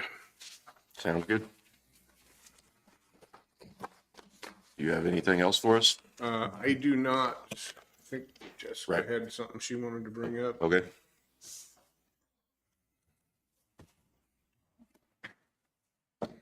I have a couple of things for you this morning. First of all, Economic Development meets tomorrow at 9 o'clock. We will be going over our youth employment grants, which are due by 4:30 today, and we have 20 applications as of right now. So that's exciting. The airport committee is meeting with Pleasanton officials on the 4th at 1 o'clock here. And then I have some questions. Well, I've got a couple of things for the Housing Committee. For District 2, we need to remove Rochelle Schreckheis and appoint Kim Hargrove. And then I need 2 members from District 1. I've got 2 open seats on that committee. Okay. Housing Committee. Mm-hmm. You need a motion on that? Yes, please. I'll make a motion that we, for the Housing Committee, we remove Rochelle Schreckheis in District 2 and add Kim Hargrove as a member. I'll second it. It's been moved and seconded to remove Rochelle, add Kim. Is there any discussion? All those in favor say aye. Aye. All opposed? Motion carries. Thank you. On that topic, I struggle with the Housing Committee to get a quorum. So I would like to know, have you guys, I talked to David, I don't think you've passed the resolution for electronic voting or virtual voting or whatever you want to call it for committees. Do you, David has one that Gary had drafted, I believe. Actually, and it wasn't a resolution that he put together on that, it was a policy letter. But this was on remote attendance on county boards and commissions. And I didn't know if you guys had reviewed that anymore, if you were prepared. I haven't looked at it for a few weeks. Say I can make additional copies if you want to look at that or send it to you again. So through that, we were, we put in there, did we not, that, if she wanted to have those meetings virtually, that there was no reason for her not to, right? So here's what we've got. It starts out saying it would apply to all advisory boards, committees, and commissions of the county, including the county commission.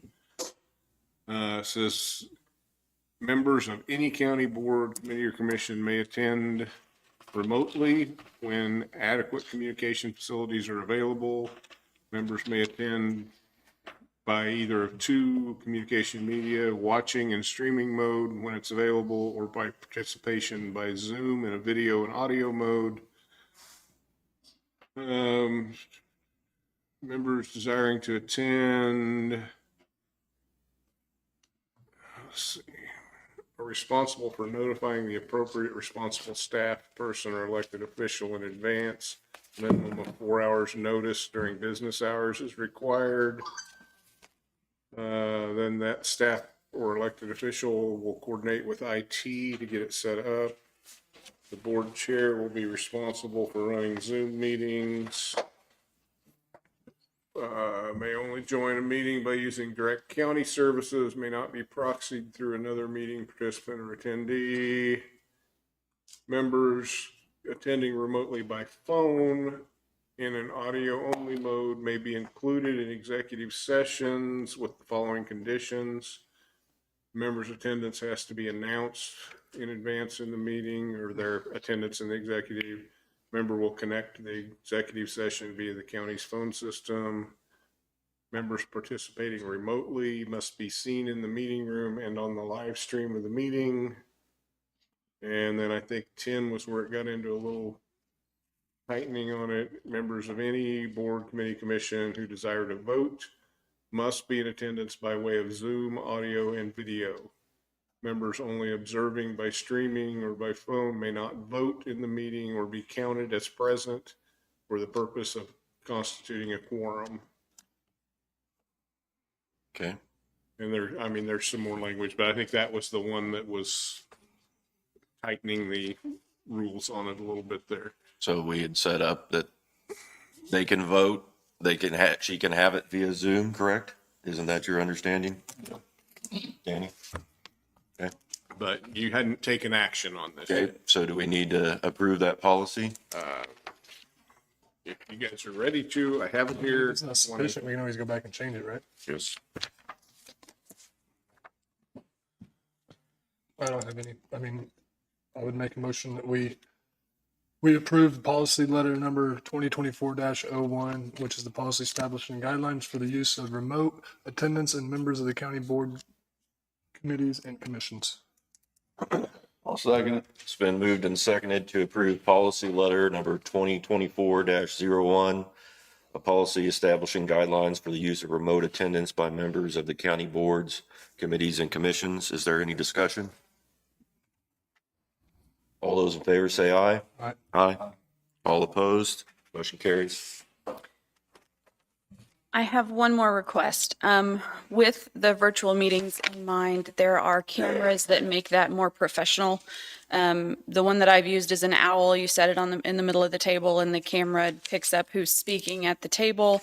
So you don't have to try to get everyone in your little laptop camera. Did you say a cow? Owl. Oh, an owl. Is what it's called. That's the one I'm familiar with. I'm sure there are more. I would like to look into those, get with Chris, see if one would be compatible with our system. And those are ARPA allowable expenses, so we could use ARPA funds on that. All the departments could use it if we bought one. I think it would be beneficial for us. Thoughts? I'm good at checking into it. Okay. Okay, thank you. That's what I had for today. Okay. John?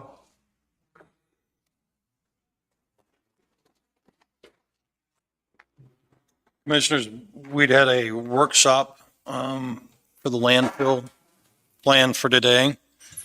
I sent you out a recommendation ahead of this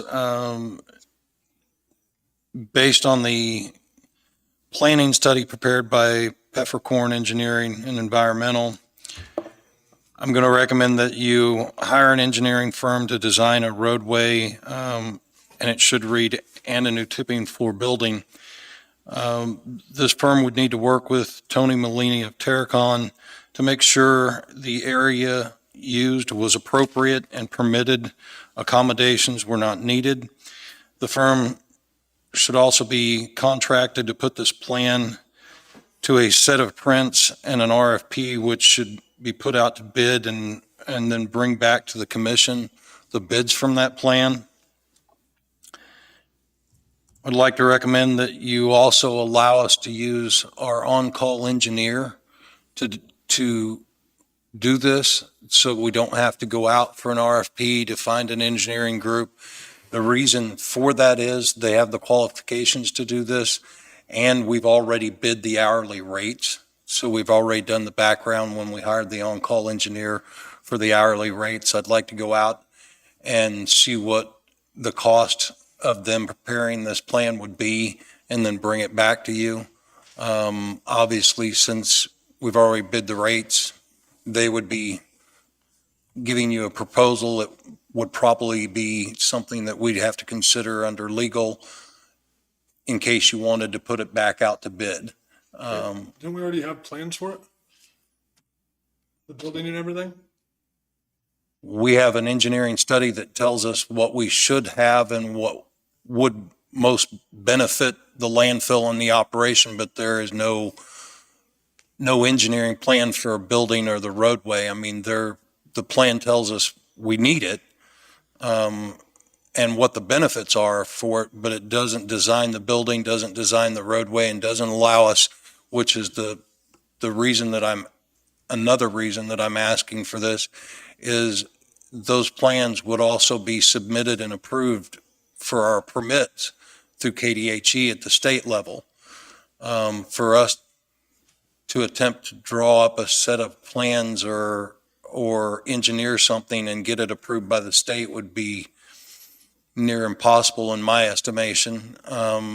But if we had an engineering firm to design the roadway, assure that with Terracon that we weren't crossing over or we adjusted any permits necessary, we could push that through the state with a lot better ease, and we'd also have that company bid that project out, so we'd have a cost and they'd have the exact specs to bid that project out, where we wouldn't have a guesstimation of what the building needed, what the roads needed.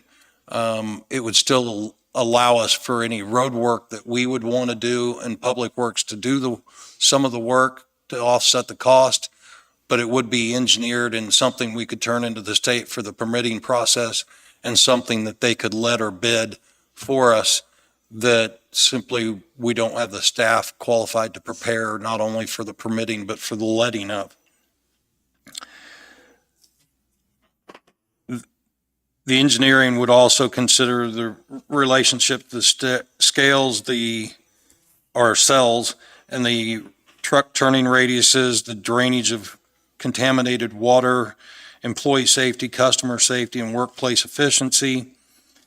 I would also recommend that if this is the direction we're going with a new tipping floor designed for walking floor trailers, if we're changing that facet of our landfill operation, I would recommend that we go ahead and start the process of purchasing new equipment, which would be going out to bid for the items like a road tractor, a container or roll-off truck, and at some point in the near future, we're going to need a track loader. The one we have is still operational, but as you can imagine, it takes quite a bit of abuse covering up debris.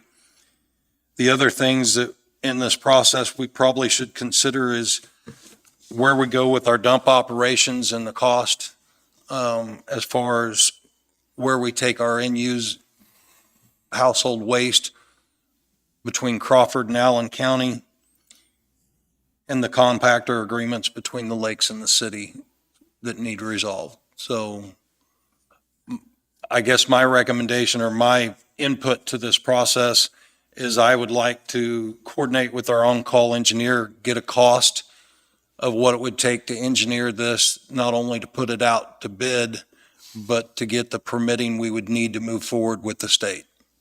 How do you feel, Al? How's it working going to Allen County? It's better. The roads are better.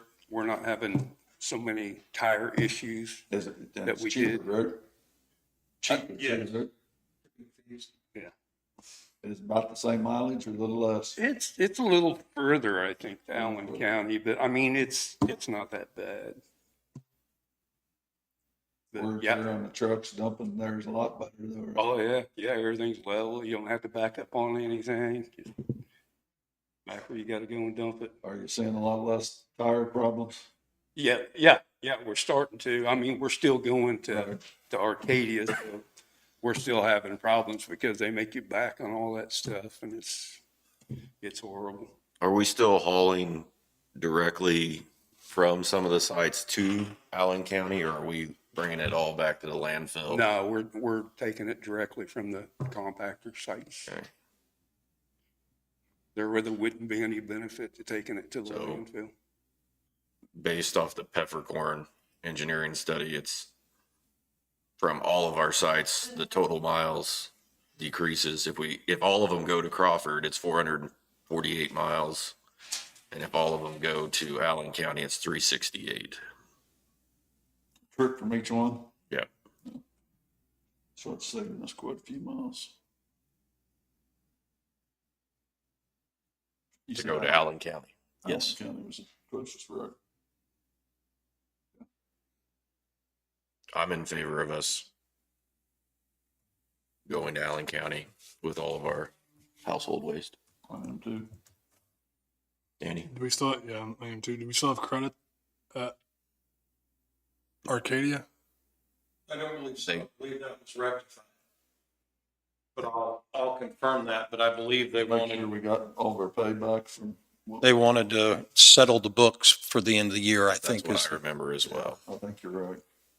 So, Okay. Then what are we thinking on the transfer station?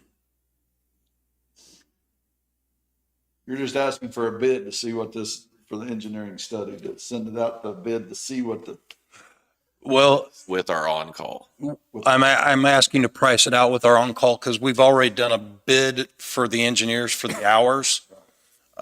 So we've already kind of done the bid process. I'd like to get with our on-call, see if they have interest in the project first because we've already bid the hours. It would allow our staff to avoid the RFP and bidding process, which is fairly lengthy. We could come back with a number. And again, unlike opening bids or sealed bids, we would have a legal discussion about whether or not we wanted to use them based on whatever they give me, or we wanted to let it out for bid and try to get a better rate. But I would like to try that first to see if we can shorten the process since we've already complied with our purchase policies by bidding the engineering. How long do you think that's going to take? I mean, how long do you think it's going to have? I think within a couple of weeks, I can bring back an answer from our engineering company after they see the scope and the reports. I think within a couple of weeks, I could bring back a projected cost on that. Have you got your track loader back yet from, you got work? Yeah. I mean, it's still got a few problems, but they're going to fix it in-house. So, I mean, it's up and going.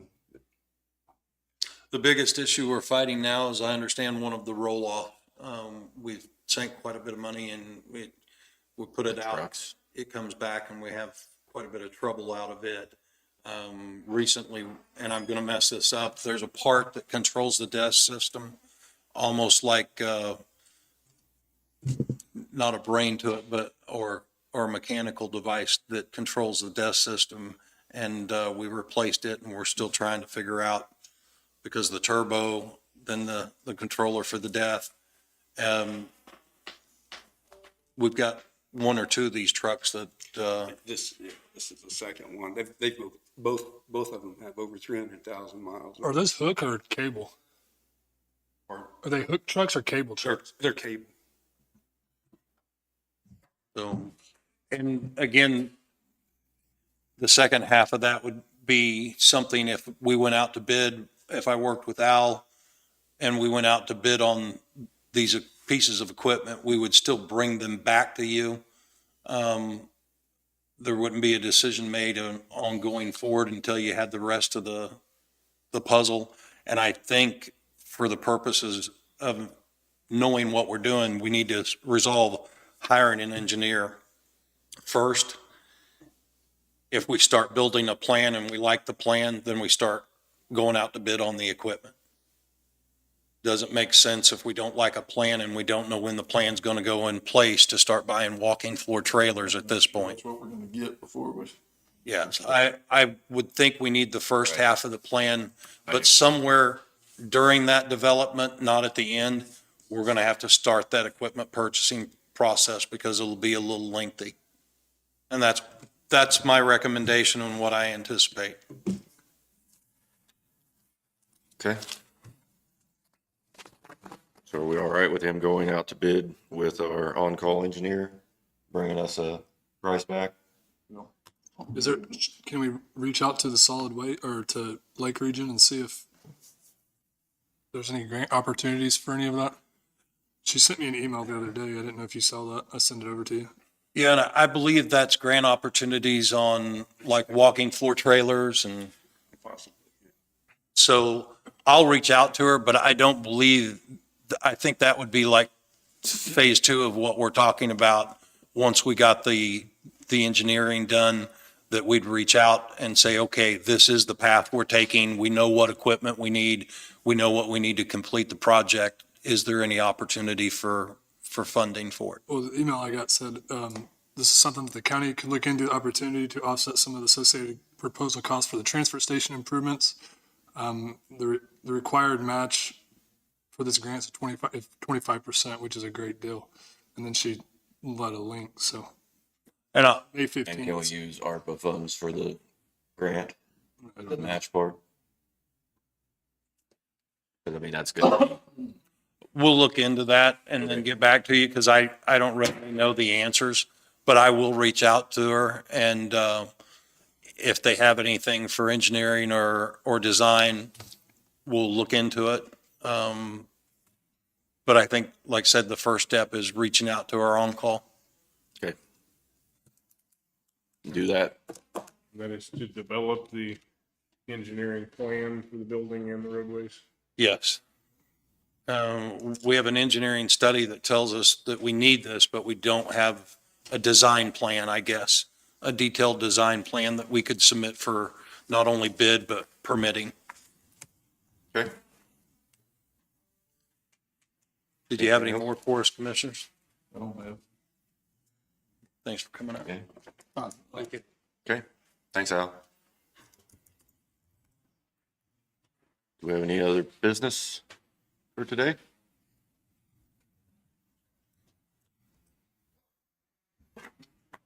Is there a motion to adjourn? I'll make that motion that we adjourn. I'll second it. It's been moved and seconded to adjourn the meeting. Meeting adjourned.